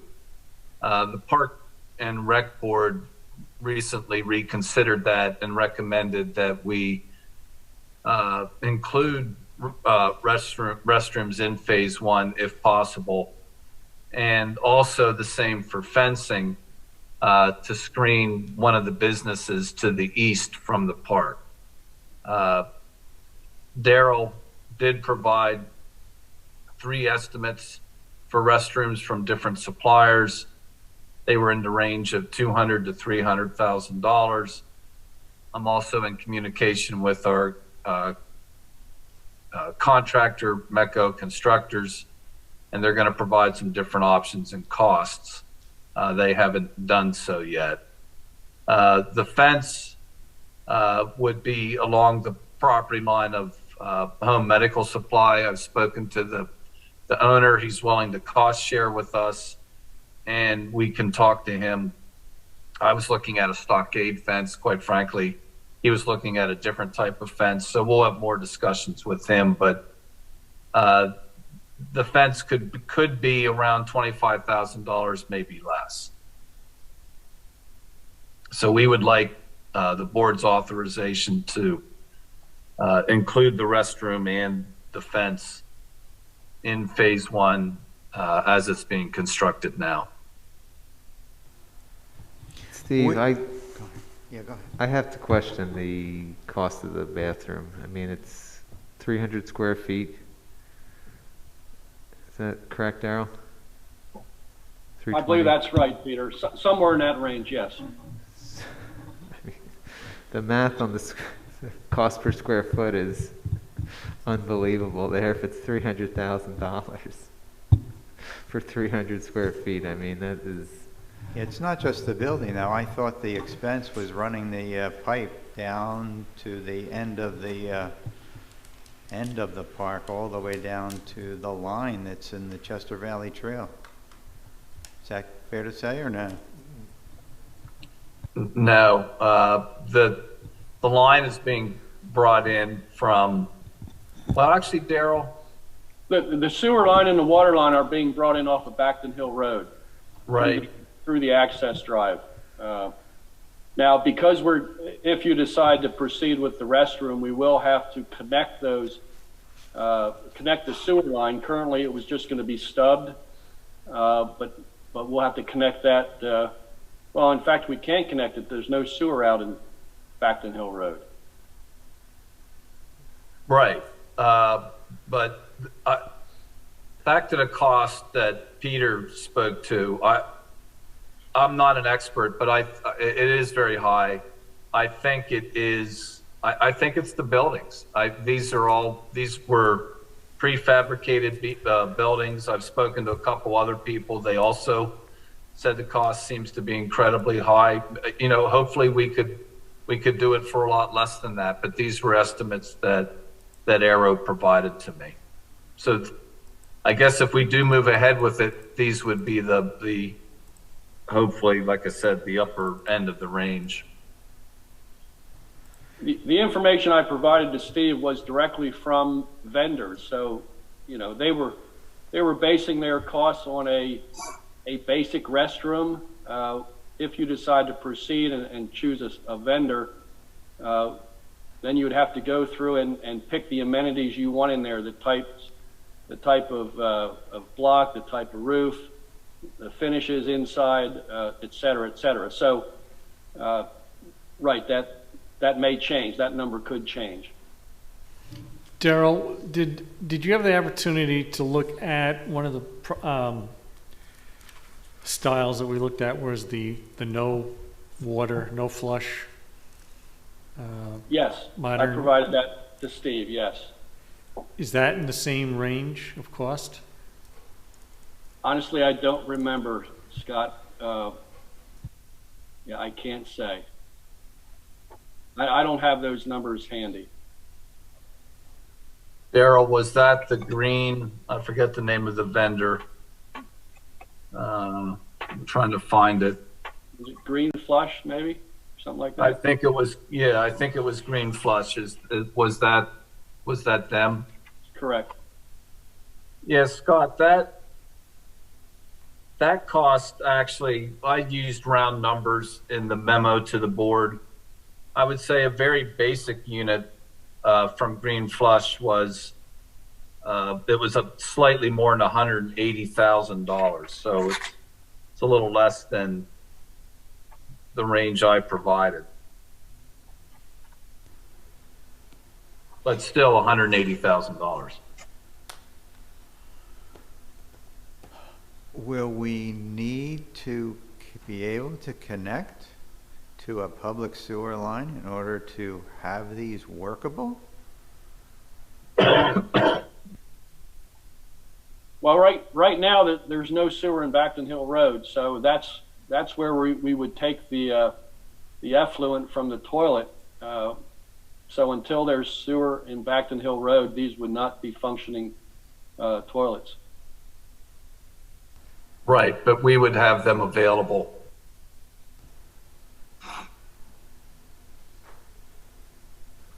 When's our timeline for Backton Hill? That is one of the 3 projects that we've been discussing for a while. Or is it Aqua going to build that?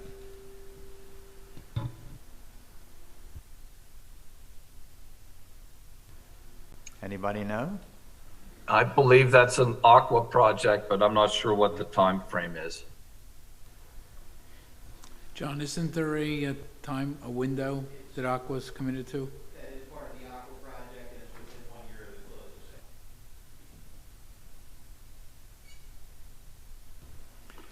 close. Daryl, putting the bathroom in at a later point in time, rough guess as far as an additional cost rather than doing up front? Well, everything will increase, next year and the following year. Plus, there will certainly be disturbance to what is constructed this year, whether it's the access drive or the walkways. You'll have to redo some of that work to install the facilities. If we put the bathrooms in this year, which makes sense, and we later connect to a line that's constructed by Aqua, will we have to pay Aqua for a tapping fee? Won't be a lot, but... That I don't know. Okay, all right.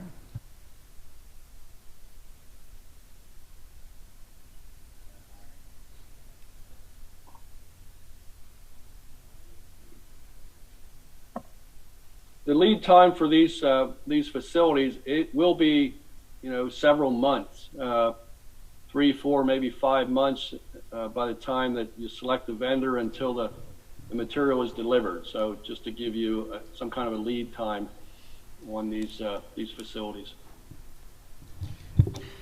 And this, again, at this point, this is really for us just to move forward and continue the investigation. Right. We would have to authorize the actual we're either going to have to bid it, or it would have to be purchased through a cooperative purchasing program. Clearly, I have no problem continuing to investigate then and get the best product and pricing that we can get, and then we'll make a decision. It makes sense to have them now. We're going to have a playground, a lot of kids, a lot of parents, so better to put it in now. Yeah, and also, just so you know, we talked about at the Park and Rec Board to potentially have some type of solar panel on the facility as well to mitigate costs in the future.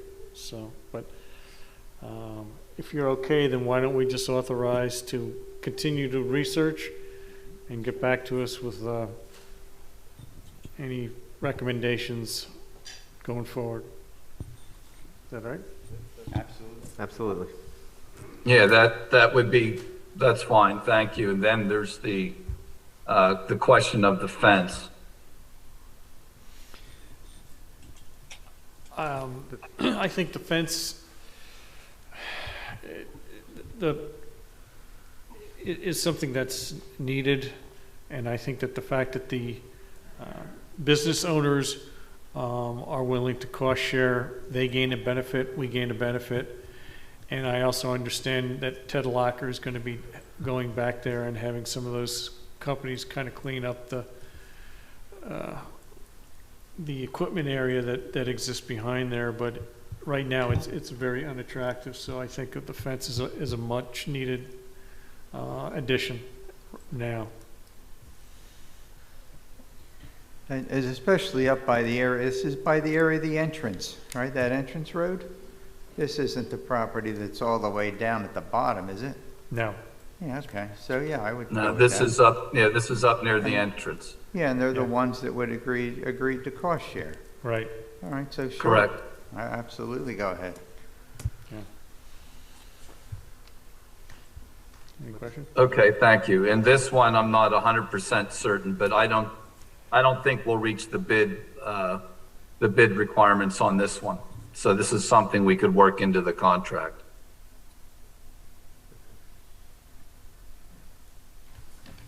All right, so do you want to Yeah, if you need a motion, wording?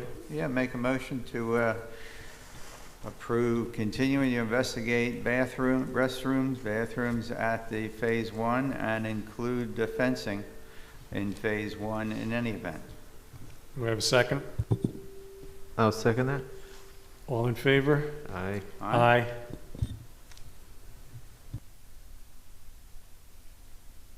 Donna, any public comments? No, there are not.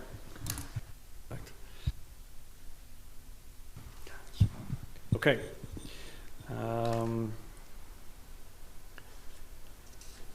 Next, we move on to motion to advertise.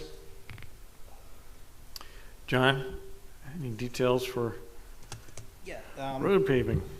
Right, this is for the 2022 road paving project. The list of roads was included in your packet, and with the way costs have been this year, the price of oil, we're not sure where we're going to be. We have it structured that if we need to eliminate a road or two to make it work with our budget, it's how we have it structured, so that should not be a problem. I don't know if you have any questions on any of the roads. We're going by the list that we've had for years with how they're graded, and that's how we're working to knock them off from the worst to the best. One other brief thing, I'd also like to introduce Al Vinatelli from Arrow Consultants. He's working with Darrell right now, and he's going to be transitioning into taking over when Darrell retires. So Al's right here in the audience. So. Welcome. Nice to meet you. All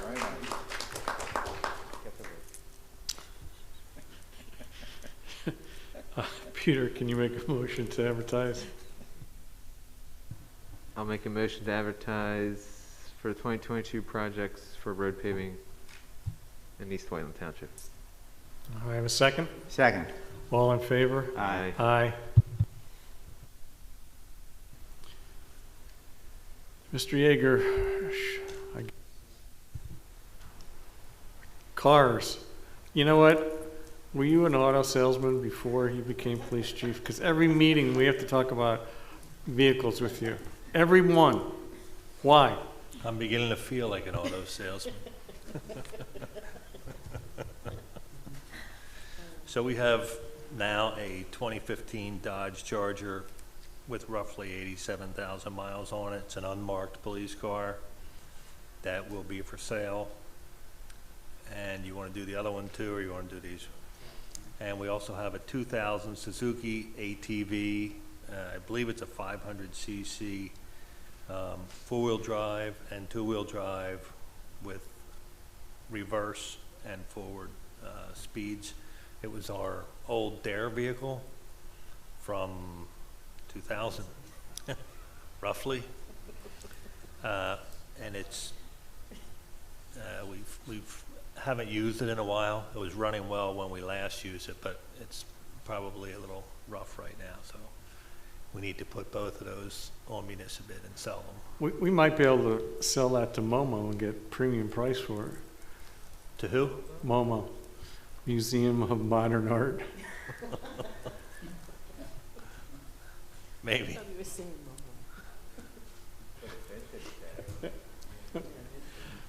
Peter, would you like to make a motion? I'll make a motion to put the 2015 Dodge Charger and the 2000 Suzuki ATV on municipal bids for sale.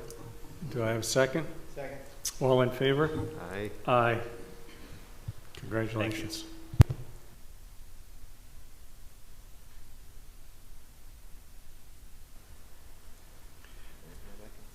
Zach, you're up again on planning and development.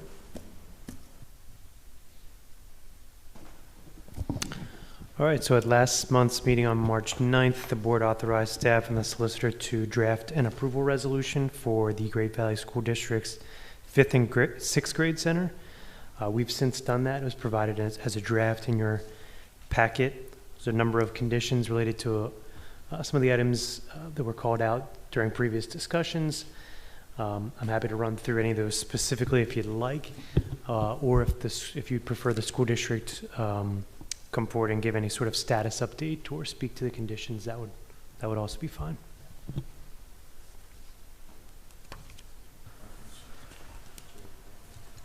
I'm just going to ask Andy at one point if he agrees with the conditions. I would only ask if there's any updates with PennDOT.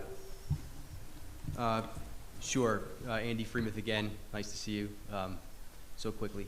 I do have the district's consultants here if you have any questions that maybe they can answer. But I guess to address the signal, I believe we anticipate that the signal at Church and Sweetsford is not going to be warranted by PennDOT, but we are aware of the condition, which would require us under such circumstances to pay the full traffic impact fee, which the district is willing to agree to, of course.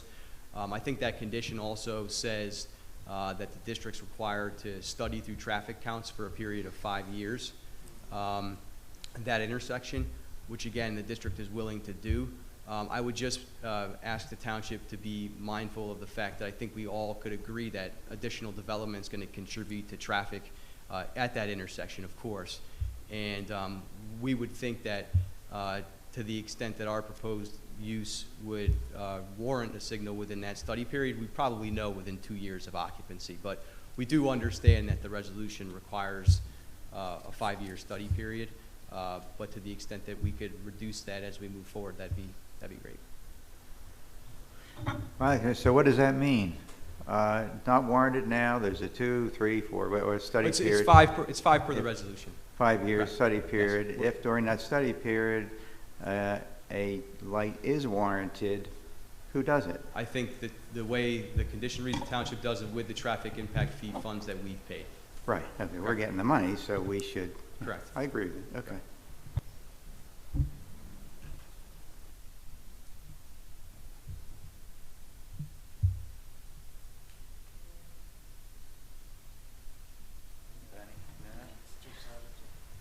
I'm sorry. No, they had, Mr. Freeman, just to, you had seen a copy of the draft resolution that the board has under consideration for this evening. I just want to make sure that the school district's in agreement with what's laid out as the conditions in the resolution before they make a motion on the resolution and the waivers. Yeah, we are. I guess just one point, just to you know, for transparency purposes, obviously, the tapping fee is set forth in this resolution. It's based on a EDU allocation of 75 EDUs, I believe, and I think that results in a tapping fee of $300,000. Again, we don't have any issues with the conditions, but I did just want to alert the board that it's possible that the district could come back at some point in time before that tapping fee is due and payable with some data and some studies which show that the actual EDU allocation is something fewer than 75 EDUs. But that's just something that could come down the line that I just wanted to mention, but we don't have any issue with the conditions as it's laid out here. Well, the EDUs are based on maximum capacity, right? Right. Not an average. So you would be coming in with some information with maximum amounts? Yeah, I mean, does that make sense? That's what you're saying? That's my understanding. Yes.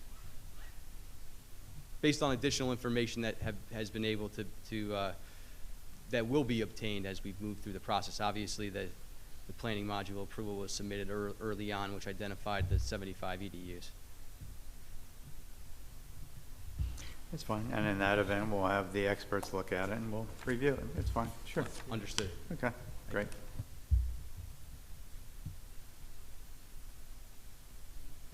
You want to make a motion? Sure.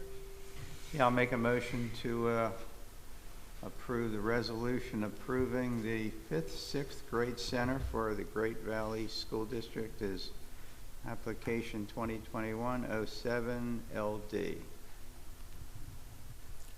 have a second? I will second that motion. Donna, any questions, public, before we, public? All in favor? Aye. Thank So you. passes. Thank you. All right. Sure. Just for the audience's purposes, the school district, the 7 acres that we had the conditional use on, that will be another land development that will come before the township. I'm assuming the township will be filing that soon. So just for the neighbors to be aware of that. I would agree that it would be coming soon. Can't wait. Yeah, thank you for clarifying. Do we know when that soon is? Just saying that. What? Where is that? Oh, it's online. I'm on Zoom. I wonder when that soon would be. It's a ghost.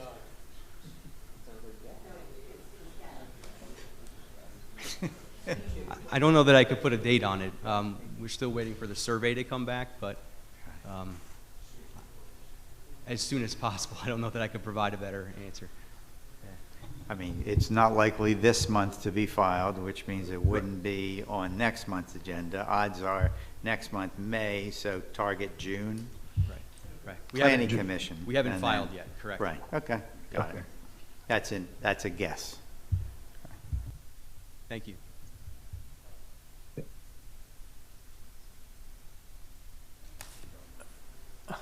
So Donna, do we have a comment?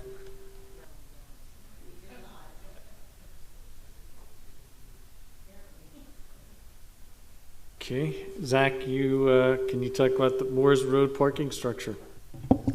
I can. Nothing new to report on the application itself. As you know, the plan development application is to install a parking structure at an existing office building on Moores Road, the former Tiva office building. What this is really is just an extension of the time period which the board has to render a decision. So we're waiting on a resubmission responsive to some previous comments. So they've offered an extension through July. Okay.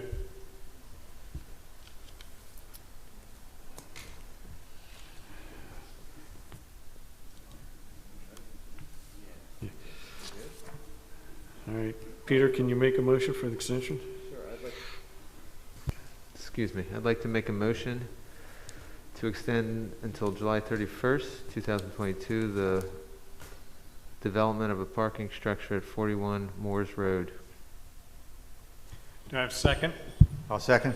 All in favor? Aye. Aye. Extension passed. Moving on to section 8, Ted Locker, if you can give us a property maintenance update. Mr. Chairman, Mr. Locker's not here this evening, but he has submitted his report. Okay. I don't think we have to read it, do we? Out loud. You gonna read it? Do we read it out loud? Who's got it? We could. You could. Donna, do you have this? Do you have a copy of Ted's report handy? Yeah, I have it. You got it up, Rich? Donna, for your request, I'm attaching my property maintenance report. Fraser Crossing Apartments, complaint regarding accumulation of junk in storage rooms. Spoke with maintenance manager, area cleaned up. 1304 West King Road, citations issued for inoperative or unlicensed vehicles. All 3 are removed. 30 Rickmar, NOV, notice of violation sent for building damaged by water. Citations issued. Front window fell out in the recent windstorm.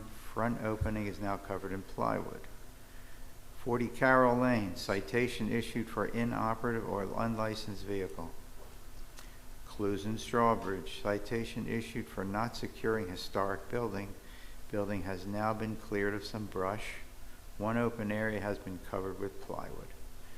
22A Mystic Lane, water problem, notice of violation issued, possible appeal. 6 Buttonwood Avenue, drainage complaint. 188 Hershey Mill, fence and large piles of wood and mulch complaint. That's got to be over by Immaculata, right? Hershey Mill Road? Yeah. Didn't know we had one. 8 Backton Hill Road, accumulation of construction materials. That's it. That's it. Thank you, Rich. Sure. And I assume we have no situations pertaining to sending a solicitor to the zoning hearing board? No application. Okay. Moving on to item number 9. I will make a reminder that we are now limiting comments to 3 minutes in the public comment section for general topics not previously discussed. Do we have any questions? Public comments?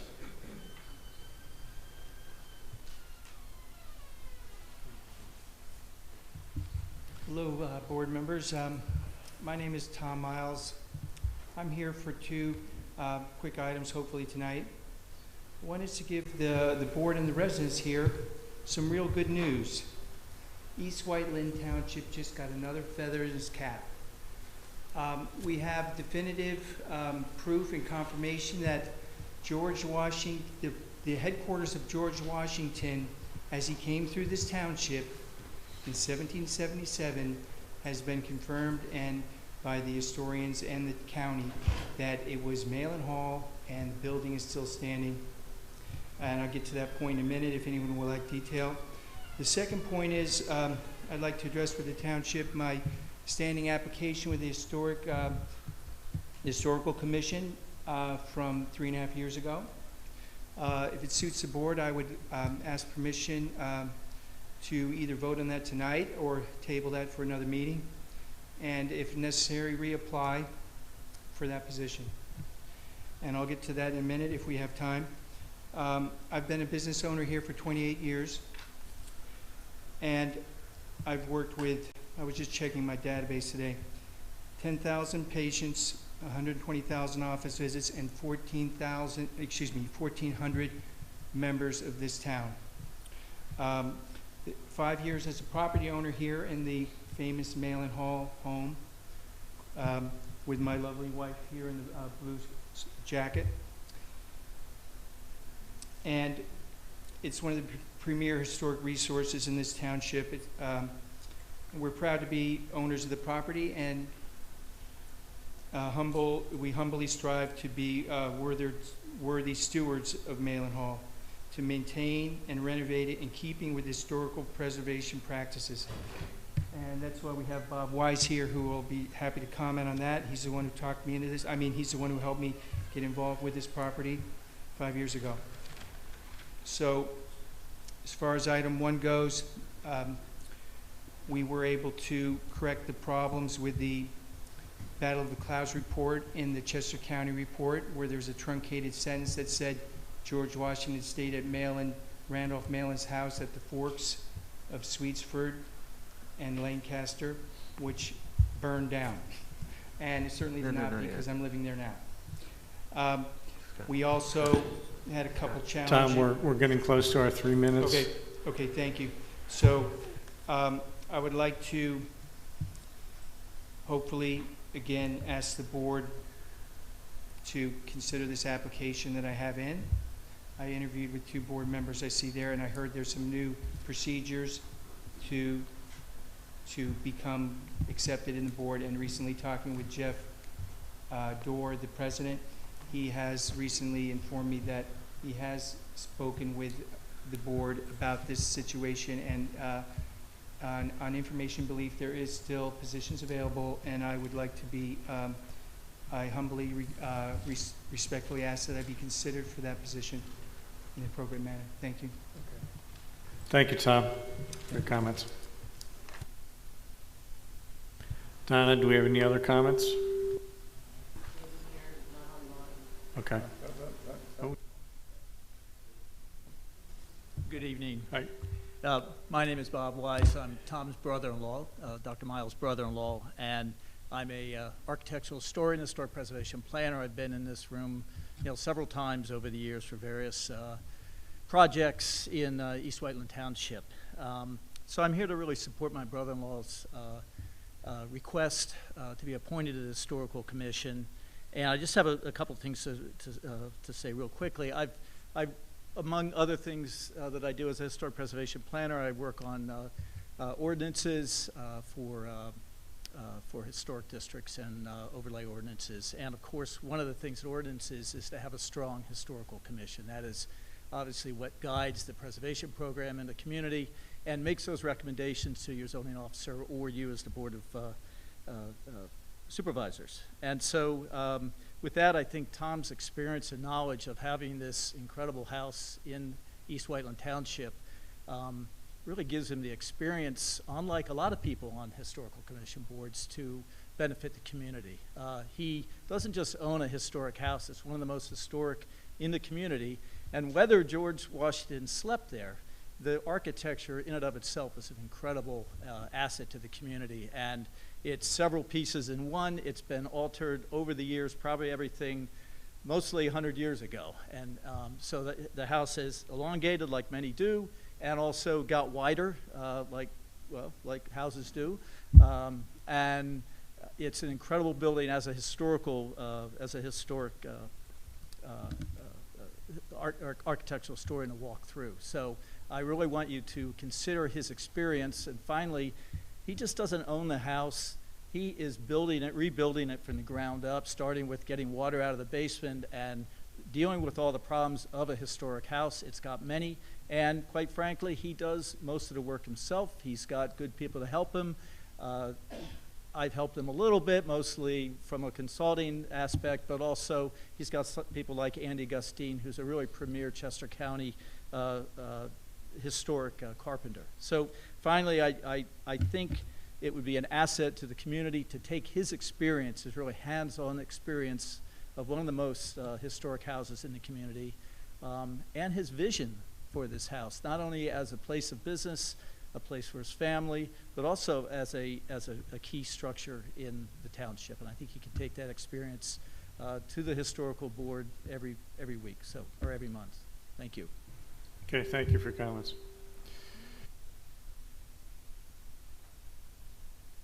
I would like to submit 2 exhibits for evidence, if it's okay with the board.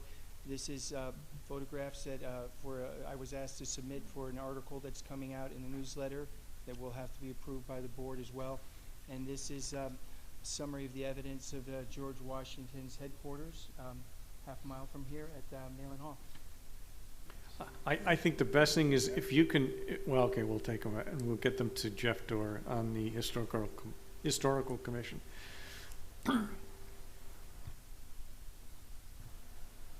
Okay, we have another gentleman. Chairman and members of the Supervisory Board, my name is Dr. Ken Sadanaga of Veterinary Referral Center. So I'm co-owner of 2 buildings at 340 Lancaster VRC and also 330, which is in progress of being renovated for a specific purpose, human hernia repair center. I'm also a resident of Charleston Township here since 1998. I met Dr. Miles back in 2002 after about 3 years after a horrendous car accident that I had experienced. My wife introduced me to him. I was in chronic pain, and he has been a significant asset in terms of getting me back on my feet and being productive in this community. Since then, I've continued to see him on a maintenance level, and when it came time for him to seek out another place from a strip mall into a historic home, I was very supportive of it. He is a graduate along with his wife of William and Mary. He is they both were part of the gymnastic team, and he brings to the table a very unique set of circumstances in his ability to apply his chiropractic skill and also his ability to do integrative massage therapy. So as a result, I've probably received over 1,500 hours of treatment over the years, and that's what keeps me going. So as I have seen the work that he has done in his home in terms of adhering to the methodologies of preserving a home as unique as Malin Hall, I think he is the right person to be able to participate in not only renovating that home, but bringing his knowledge to the Historical Society, and I highly, highly recommend Dr. Tom Miles to that position. Thank you for hearing me out. Thank you. Thank you for comments.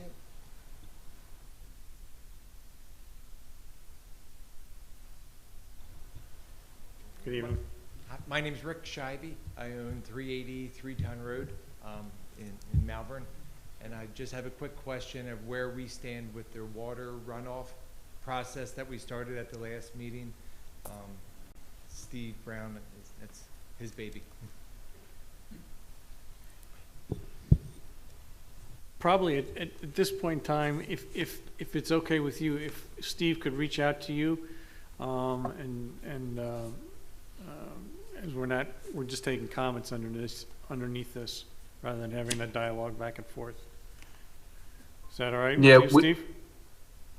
Yeah, that's fine. He could certainly call me or email me anytime. At this point, we're still waiting to get the proposals from Aero. Okay. So is this a standing agenda item on these meetings? So we were here last month and you voted to allow my building to be part of this process. I'm a complete rookie at this. I don't know. I can fix your heater. I can fix your air conditioner. I don't know how this stuff works. So do I need to come to every one of these? Will I be filled in? I really don't know how this works. Zach, you're with the planning. Sure, yeah, so I guess, I think what Steve has advised is that we're getting proposals from Aero, and once we have those, we would then need to have them authorized, for any sort of expenditure. I don't gather that it's a recurring monthly discussion or agenda item, but when there is some sort of action that's taken, it will be listed on the agenda. So you could monitor our website to see if it's listed specifically, and at that time it would make sense maybe to attend. Since I am part of that, will you reach out to me or I have to reach out to you? Which way does the communication go? I'll defer to Steve since, as you said, it's his baby. I'll reach out to Rick. Yeah, Zach's right. Zach described it correctly. And when we get the proposal from Aero, Rick, I'll reach out to you. Okay. All right. Thank you. Thanks, Rick.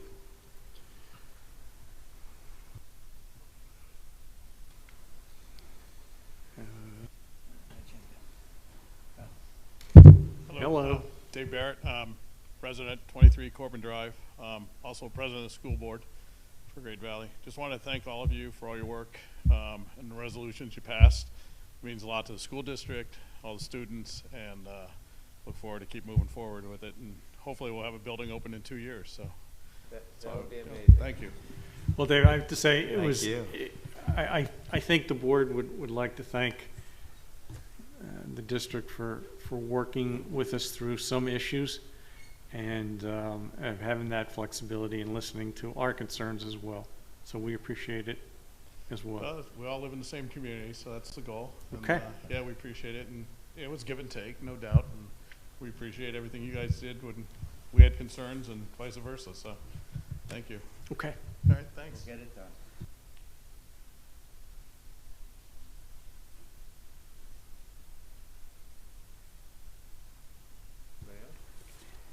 Donna, nothing else popping up on the screen? Okay, and next I will read the consent agenda one at a time. Any specific questions, stop me. If there is a question, if you want to add anything. So, under consent agenda item 10A, approve the meeting minutes from March 9th, 2022. Ratify the payment of bills for January 2022 in the amount of $1,217,639.74. Accept the treasurer's report as of February 28th, 2022. Ratify a continued environmental consulting support contract by BSTI related to the development of the Knickerbocker site in the amount of $10,000. Approve a resolution for retention and disposition of records.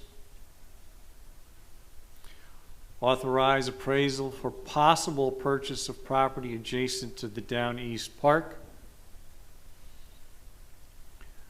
Authorize appraisal for possible sewer easement acquisition of 1 Lap Road. Mr. Chairman, I believe the way that we changed the way that this is going to be authorized is to authorize the staff to obtain appraisal for these 2 particular properties. I believe there's more than that, and to negotiate the price for those appraisals. Did you have a question? Yeah, Oh. yeah, I agree with you. Okay. As read by John Nagel, item G. Ratify a proposal from All Covered for the police cloud disaster recovery systems. Increase from $7,845 to $9,177. That's per month, right? That's correct. That's the overall, that's not just for cloud, that's for the overall service to the police department. Okay. And part of which I guess they already do, so this kind of blends it into one proposal? Exactly. Okay. Yeah, All they right. had, Okay. they have basically had to repropose the entire engagement. Right. We Okay. have one engagement for the police and we have one for the civilian. Got it. Okay. That makes sense.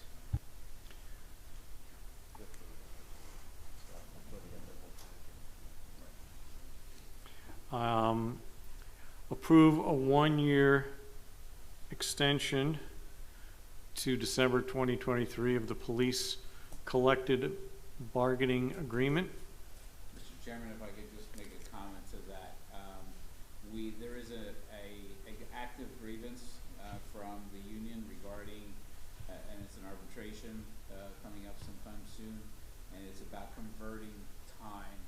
I believe it's personal time. It's very complicated. I'm not going to try to explain it here, but the recommendation from our labor attorney is to incorporate that into the extension. So that'll just be one component of the extension, but the main purpose is to extend the police contract for another year.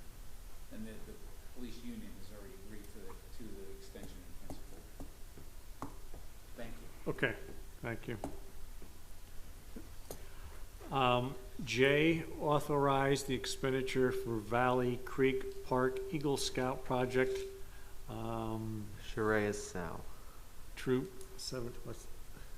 I'm familiar with Sharias. He's No, a fine young man. I am in not. the 9th grade. Oh, okay, yeah. And I don't know if he's on, Donna? Okay. I'll let you comment just a second here, but let me just finish reading this. Okay. For the construction of 6 4-foot benches and planting of 2 shade trees for the playground for $1,000. If you would care to comment.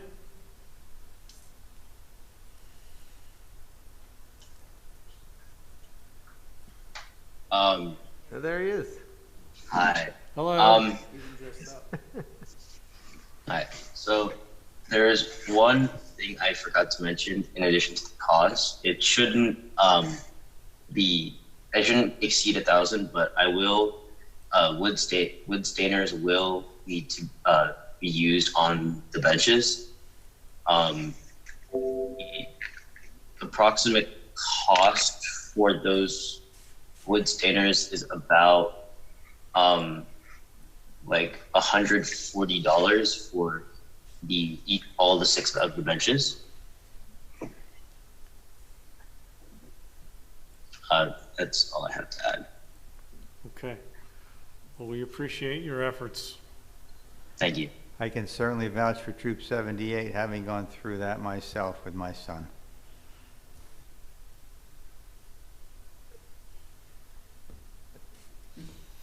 Okay. And adding item K to the consent agenda is to authorize application to DCED for a strategic management planning program phase 2 grant for fire and EMS services. There are no specific questions on the consent agenda. I will take a motion. Motion to approve the consent agenda as read. Do I have a second? I'll second that. All in favor? Aye. Aye. Passes. Any other business not mentioned? Hearing none. The agenda is closed at 9:26.